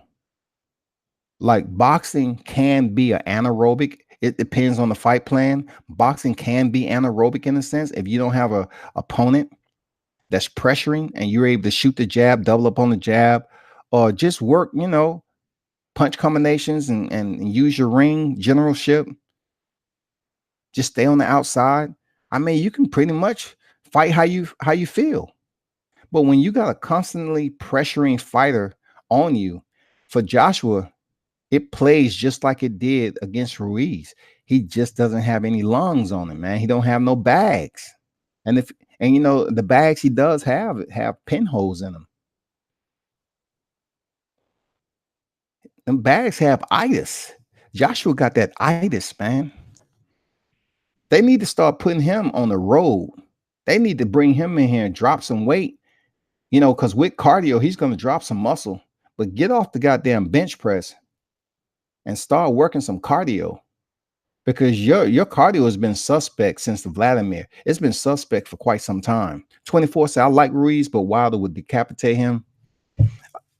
24, Ruiz isn't a bad guy to like. See, one thing I don't do, like, just because I support one fighter, I don't wholehandedly go out here and find a way to excoriate another. Like, Ruiz is a good dude. I see him out here doing his roundup, his media row, going from network to network. He's a good dude. He has a good story, man. His body doesn't determine him as a man. He just has that body composition that's easy for people to place judgment on. You know what I'm saying? So do I see him and from the way he performed, do I see him being a long reign title holder? I don't see it, people. I don't see him reigning for a long time, especially outside of facing Deontay Wilder. I'm pretty sure they're going to throw the Joseph Parkers in there, the Dillian Whites. I'm just curious to see how he would do if he had to defend his titles. That's all. But he seems like a very low-key, down-to-earth cat. That's all I can say about that, man. But I agree, man. Wilder may potentially close this dude out in one round, just like he did Dominique Brazil. DBR said, agreed, Wilder hits harder than AJ, and Ruiz can be hit. Ruiz, and that's a good point. Ruiz showed that he can be sat down because Joshua was able to do it. He showed that. The cardio issues was stunning with AJ. He fell apart, and I think stress sapped his win. I'm not going to give Anthony Joshua any excuses, because he knew ahead of time that he was due to come over here to the largest footprint in boxing. He was coming over to the Mecca. He was coming over here where the current was a whole lot faster than that over the UK. Whole lot more congested. They was trying to make it seem like they can come over here and do charades in the streets on 50 people not knowing Deontay Wilder. And I always said, they focusing on the wrong thing.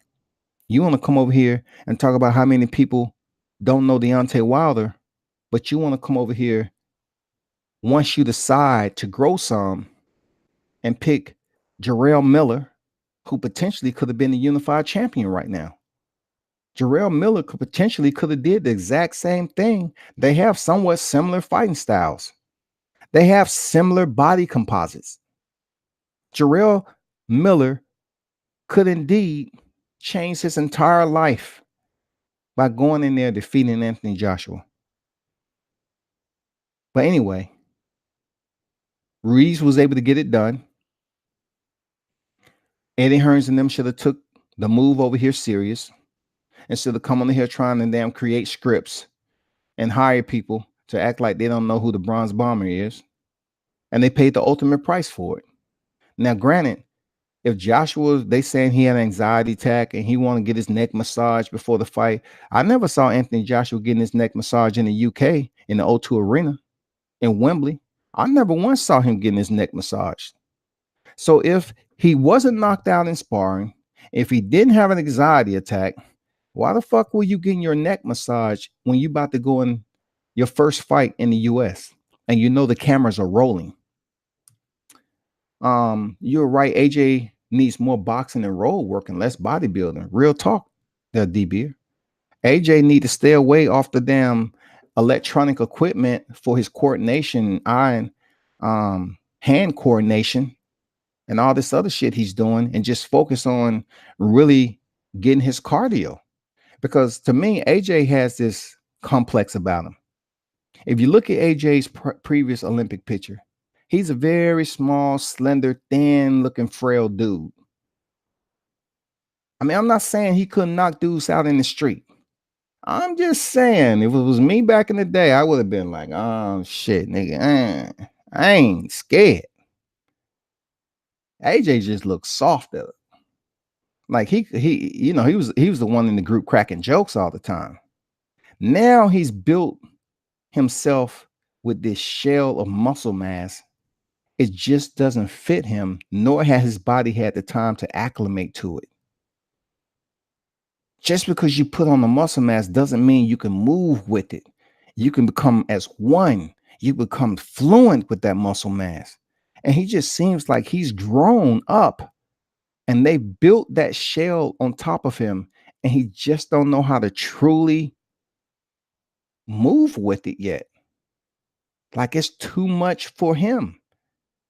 Maybe Joshua need to get down to 230.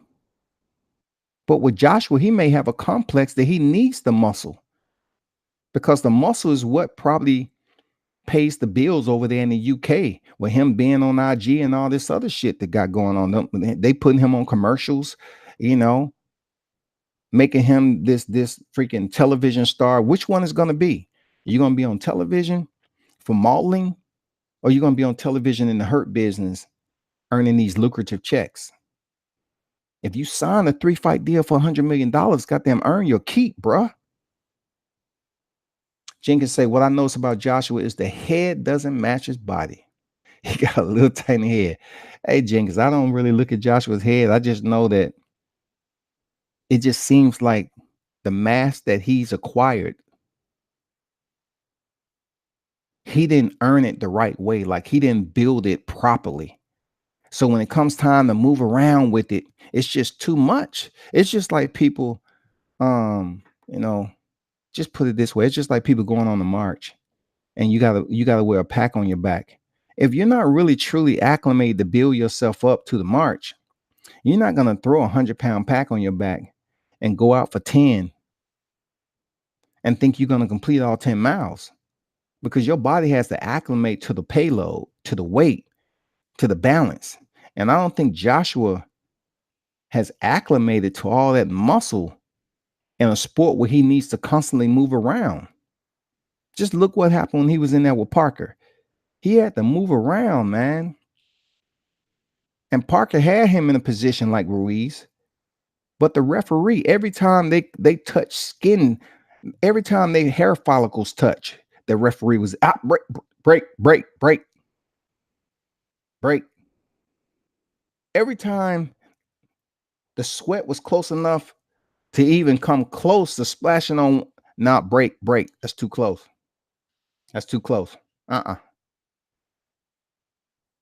So they didn't have that luxury of coming across here and having that referee in between as the third man. I told people all the time, the UK, all those people over there aren't rich. Eddie Hearns can't sit up here and charge $100 over the nosebleeds and expect people to keep on showing up to the fight and keep on saying Anthony Joshua is the best boxer ever in life. So that's why you should pay $150 now for nosebleeds that used to be $50. All them people don't have influency like that. So he had to come over here to where the money's at. You have some other lions and Kodiaks that's been roaming over here. You have some sharks that's been in the game of promotion for years. So when people thought he signed a $1 billion DAZN deal, he's gonna come over here and just totally banish Bob Arum and Al Heyman, Oscar De La Hoya. I mean, just go over here and just basically anchor himself in as one of the premier promoters in this footprint. You sadly mistaken. You're delusional, acutely delusional. DB is saying, what about the psychologists in his camp? The psychologists in the camp, man, for AJ to even mention that, I said to myself, it's kind of contradicting because he said he didn't have an anxiety attack. But then you're talking about you employing the Navy SEALs and the psychologists in your camp. Why do you need a psychologist if you're mentally stable? if all the lines are linking up and you're feeling the way you're supposed to, why all the talks are coming about, and you're post fight talking about, hey, that's not me. I didn't have no anxiety attack. That's not me. Then why would people be talking about there's anxiety going on? It had to be something. It had to be something, man, that was registering psychologically with AJ that caused all this news and media to surface about him not being stable. Why would the fuck you get Navy SEALs who's showing you pictures of soldiers that's been shot and believe that that's supposed to strengthen you? No, Joshua, if you want to get strengthened from special ops, go to the training for a week. If you're able to survive Navy SEAL training for a week, I guarantee you'll be a different type of dog when you leave. Go to Marine Corps boot camp. Riddick Bowe tried it. Ask him how it was before he quit. That shit ain't easy. I love to hear people sit up here and just vilify the fact that boot camp doesn't change. Boot camp changed you when you have to listen to orders. It changed you when you have to get up at 3 something in the morning and go for a run. It changed you when you have to goddamn hurry up and eat your chow in under 5 minutes and you don't get to enjoy it. Doing push-ups for no damn reason, pull-ups. Everything is time-based. You have a basic daily routine to abide by. All that factors in with the physical aspect to building up a stronger person. And Joshua needs to go attend some of that when he has time. That's all. He comes off as weak to a lot of people. Jenkins said AJ needs a boxing gym to join who will help develop into a boxer, not a promo. It's plenty of them over here in the States. Like I will always tell y'all cats, right? It's a lack of respect that I have for AJ and how they did the media blitz, because if you're going to come over here and be embraced by the general public, those loyal boxing fans over here in the US, you're going to have to be accessible. You're going to have to be approachable, y'all. You can't sit up here and damn have your own people. You're basically saying we ain't shit to you.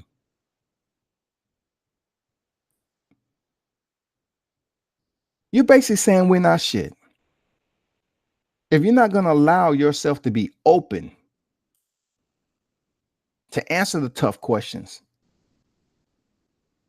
to be receptive to the local media for your first visit over here in the US, man, don't expect them same individuals to show you any remorse on here in social media while they talk about these news, this boxing news. They're not going to show you no love, man. They're going to have their foot on your trachea. But I agree, Jenkins. Maybe you need to get in contact with him, bro, and goddamn tell him where some gyms at. I don't care, man. He a grown man. You know what I'm saying? He a grown man. DBF said AJ muscle isn't boxing muscle. Lennox Lewis had boxing muscle. George Foreman had boxing muscle. Hey, George Foreman had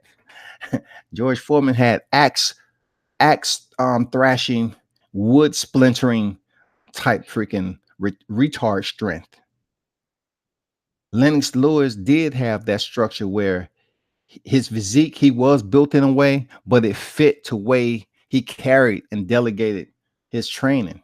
Like a lot of people looked at Lennox Lewis and they say, yeah, he got the height, he got the frame, he got the shoulder width. That's what you want to look. That's why a lot of people like Lennox Lewis, not just because of the way his aesthetics, but a lot of people like Lennox Lewis because he had that dog in him. Like he had that soft falsetto voice, but he would goddamn sit up there and move furniture with Rothman. He would sit up there and tell Riddick Bowe to his face, you ain't gonna do shit. You ain't gonna do shit, man. I'll knock you out. I'll knock you out, man. The sit up there and have a presser with Mike Tyson, who came over there and throw punch. I'm telling you, man, Lennox Lewis, that's why he get respect, bro. For him to come back and right the wrongs on both of the rematches, those rematches with Holyfield and Hakeem Rothman when he was knocked out. How are you knocked out like that, bro? Rodman knocked Lennox Lewis out and he came back. Come on, man. What about Oliver McCall? Come on. That's respect. Joshua hasn't earned that respect yet. That's respect, man. Ultimate respect, for real. Joshua just needs to build if he wants to contend at the heavyweight division. Hey, man. Like I said before, when it comes down to Joshua and his team, they pretty much understand what they was getting themselves into. This is a hurt business. They understand what the future objectives was, the goals that they had. They was able to finagle their way for the WBA and the IBF titles and the WBO title on the UK soil with the right referee. You know what I'm saying? They was able to do all that shit. But they plan to get that WBC was for naught because they just didn't have a plan. They tried to put Dillian White in the fray. They tried to put all this shit, manipulate the sanctioning bodies to somehow get all these mandatories up there, you know. And now they just had to step up to the plate themselves and say, you know what? The only way we're gonna try to get this shit, we need to go over to the US, man, to make more money and potentially try to get that WBC. And it's nothing no one can tell me that they really wanted to fight Deontay Wilder last year. Else they would have gave him a reasonable, they would have gave that man a reasonable offer that he can accept and feel good. And Deontay even said it himself. He was in there taking a high risk, low reward.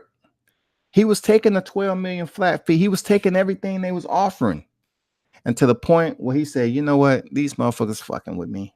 They ain't trying to have me. They're not trying to come see me in the square. They fucking with me. They're not trying to fight. So when they try to come around in 2019 and try to get this shit signed because of the momentum, you know, Deontay just basically said, you know, he ain't trying to fuck with him. He ain't trying to do no business with him. He's going to do it on his terms now. Because if you're saying Deontay Wilder, no one knows him, you're being facetious now. You're exaggerating the point to dilute this man's brand. That's what you did when you wanted to come over here to the NYC and say, oh, we're coming over here to sign a contract. But yet all you was doing is over here to promote Alexander Povetkin's fight with Anthony Joshua and hopefully to build a rivalry between Jarrell Miller. And I was right. Jarrell Miller was in the forecast. Y'all wanted them to go at each other so you can kind of build up a little bit of energy with the fight fans, and come to find out you end up choosing Jarrell Miller to be the next opponent for your first entry into the US, but it didn't fucking work. Eric Jenkins say True W says he grown and needs to make grown man decisions. He's not a little kid, man, and I don't care how soft he talk, Jenkins. You know, Anthony Joshua need to man up. Shit. It's a lot of rumors going out there, but I don't go off rumors. I'm just saying that for Anthony Joshua, I know you got them shackles on your feet with Eddie Hearns, but that's the decision you made, man. Way back in the day when you got in trouble and you went to the Olympics instead of being locked up. And thanks to the Olympics being in London, you was gifted a gold medal. The whole process has been maturing for Joshua for a long time. Now it's blossomed so much to the fact that it's exposed. No more pollination there, Joshua. You've been exposed. No more pollination for you. You was absolutely exposed. You had to cross over in that pond. You knew what it was. Boxing Conversations say, on the real, Lennox was a G. He was, man. Lennox Lewis was a G, man. Look at all the shit he had to deal with. Find another fighter that dealt with what Lennox Lewis had to deal with. I know he was dual citizenship, okay? But a lot of them people over there in the UK love claiming Lennox Lewis as they own. You know what I'm saying? But look at what Lennox Lewis went at. Mike Tyson.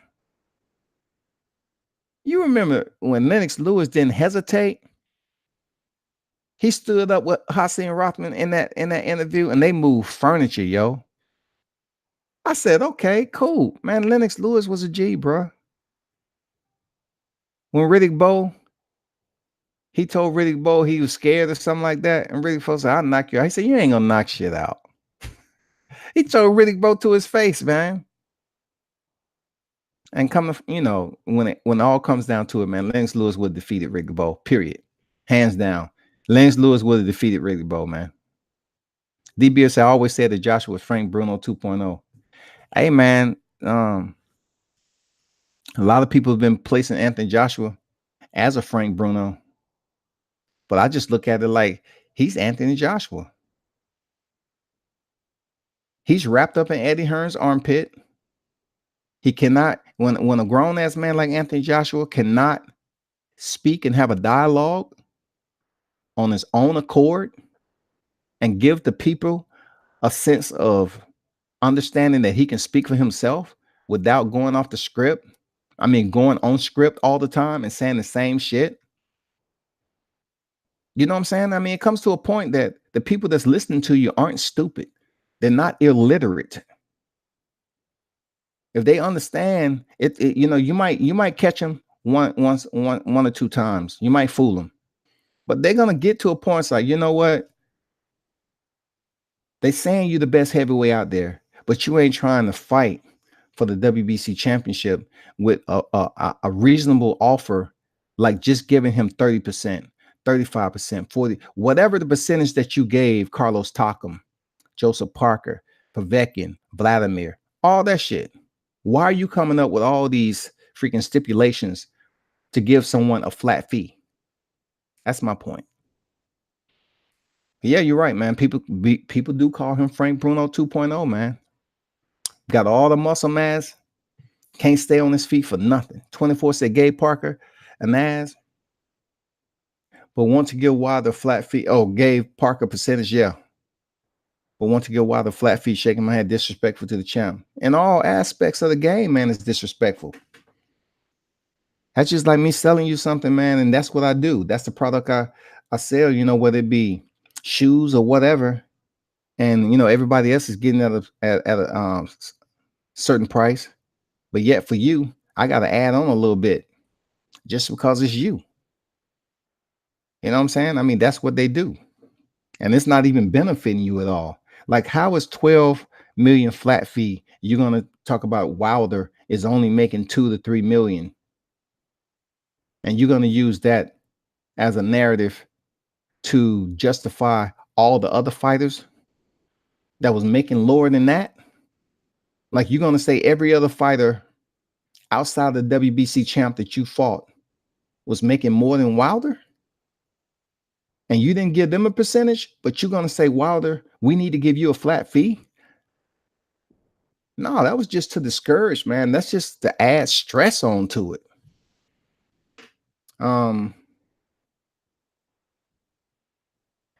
DBO said Lennox Lewis all-time favorite heavyweight. Boxing Conversation said Lennox motto, no man test. No guy test. DBO said regarding the Parker AJ fight, had the referee not taken the inside game out of the equation, maybe Parker would have done to AJ what Ruiz did. That's true words, man.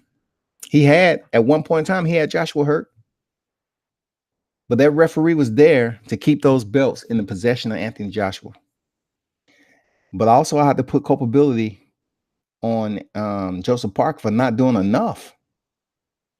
Like, he seemed like he was in there to survive and be the first fighter to go 12 rounds with Anthony Joshua, instead of going in there, do or die on your shield to keep that WBO title. If you're going to have your tribal, your native, your relatives, your people come in there and give a whole introduction the way they did, shit, we expect you to come in there with hands blazing. We expect Joseph Parker to come in there with something we ain't never seen, with all that ceremonial type introduction. But it just didn't go down that way, man. I think he was happy. Joseph Parker, when the decision was read, he seemed happy with going the distance with with Anthony Joshua. He didn't seem discontent or, you know, agitated, cantankerous, bellicose. He didn't seem disturbed from losing that WBO title. He just seemed content with saying, okay, I lost my WBO title. That's it.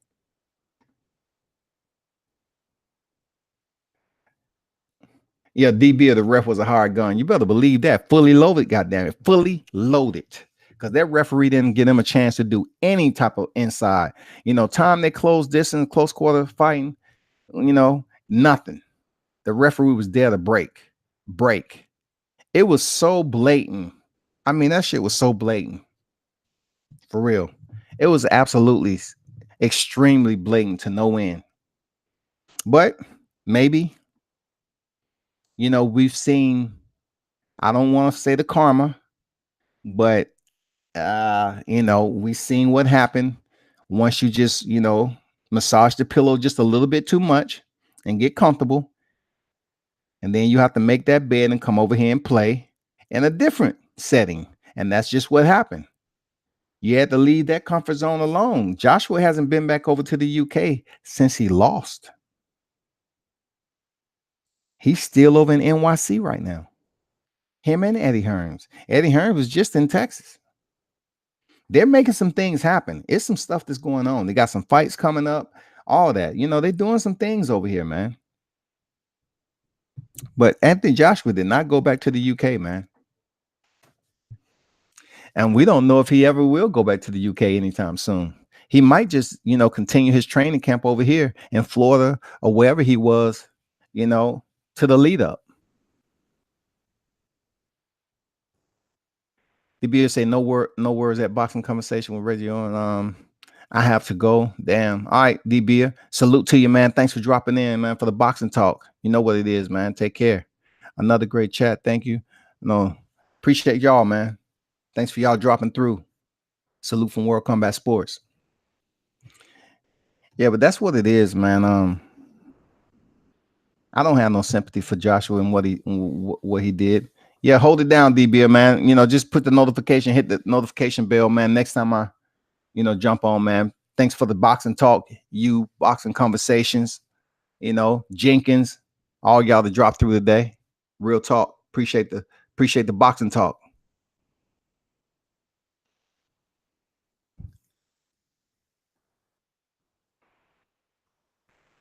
But I don't have any type of pity pat type sympathy to give anybody on Joshua's team. They knew what they was getting into. They knew what's here. They known what's here for quite some time. You in the heavyweight division. It's not like you can go down to cruiserweight. You got to make that decision, man. Go ahead and get that fade. It's not the barbershop. But once, you know, the bronze bomber dispersed Luis Ortiz, you know, put yourself in the hat, man. That's all I can tell you. Really, Joshua's one of those fighters where I just don't converse about too much.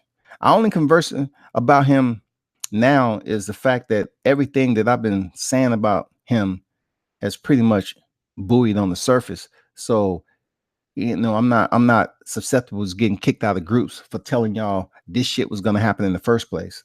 I told you all that he was overrated, and you just didn't want to listen. You just didn't want to damn accept the fact that when it was time for him to step up in competition and face the best in the game, he will falter. And he did exactly that. You know, he runs his mouth. He has the option to keep his lips shut or to crack them open. And when he's over here talking about, you know, he's the best in the game and people's running from him and all this other stuff, and you go in there and get closed out by a guy who represents Snickers, that's your own fault. Caramel nougat. That's your fault. That's your motherfucking fault, man. But that's all I got for today, man. It's been a pleasure. Y'all be sure to tune in to worldcombatsports.com. I just did an article out there on UFC 238, Henry Cejudo and Marlon Moraes, because I thought the fight was just phenomenal in a lot of ways on all the moving parts of the fighters that contributed to that moment. You know, Demetrius Johnson, Dominique Cruz, him fighting TJ Dillashaw back in the day. TJ Dillashaw being upset in the first round. Again, if y'all don't remember, John Dobson upset him when he initially was coming up on the Ultimate Fighter finale. He was upset then. So it wasn't like it couldn't happen. It wasn't like it couldn't happen. You know what I'm saying? It could happen. John Dobson, both him and TJ Dillashaw had different balances of careers, yes. But TJ Dillashaw caught them hands from John Dobson in the Ultimate Fighting finale and stunned him. The Cody Garbrandt, Marlon Moraes, watching his fights outside of the UFC, how dominating he was as a fighter. How I'm saying to myself, damn, I just can't wait to get to the UFC. I can't wait till this dude get to the UFC, man. He's going to be a powerhouse. He's going to be a threat. And finally, he gets to the UFC, and he's proven every bit of it. And he runs into somebody like Henry Cejudo is just uniquely expected for those individuals who are cut from that type of cloth. Not every fighter is cut from that cloth, man. And I'm not going to go too much depth into it, but shit, it was just an amazing fight to watch. Seeing how, Henry Cejudo shift gears, how far he's came from being an Olympic caliber wrestler, gold medalist, to working on his whole overall skill set in combination to his wrestling game. It's crazy. Damian Maia, he tried it, but his hands is not as lethal as Henry Cejudo. Robbie Lawler, he did it, wrestler. Matt Hughes, he was able to do it. He went from wrestler to submission to having pretty damn good stand-up. Frank Trigg, I give him that. Frankie Edgar, I give him having some of the best hands in the game. A wrestler himself, give him that much. But one thing about Frankie Edgar, he just don't kick that much. 24, salute to you, bro. Thanks for dropping in, man. Thanks for the info and the input. Y'all hold it down. But that's all I got, man. Facebook, IG, Twitter. Y'all be sure to follow. And also pass the word about the YouTube channel, man, so I can continue to grow the subscribers and share the vid. I appreciate y'all support, man. Continue to tune in. Be sure to turn up and tune in. Salute from World Combat Sports. I'm out.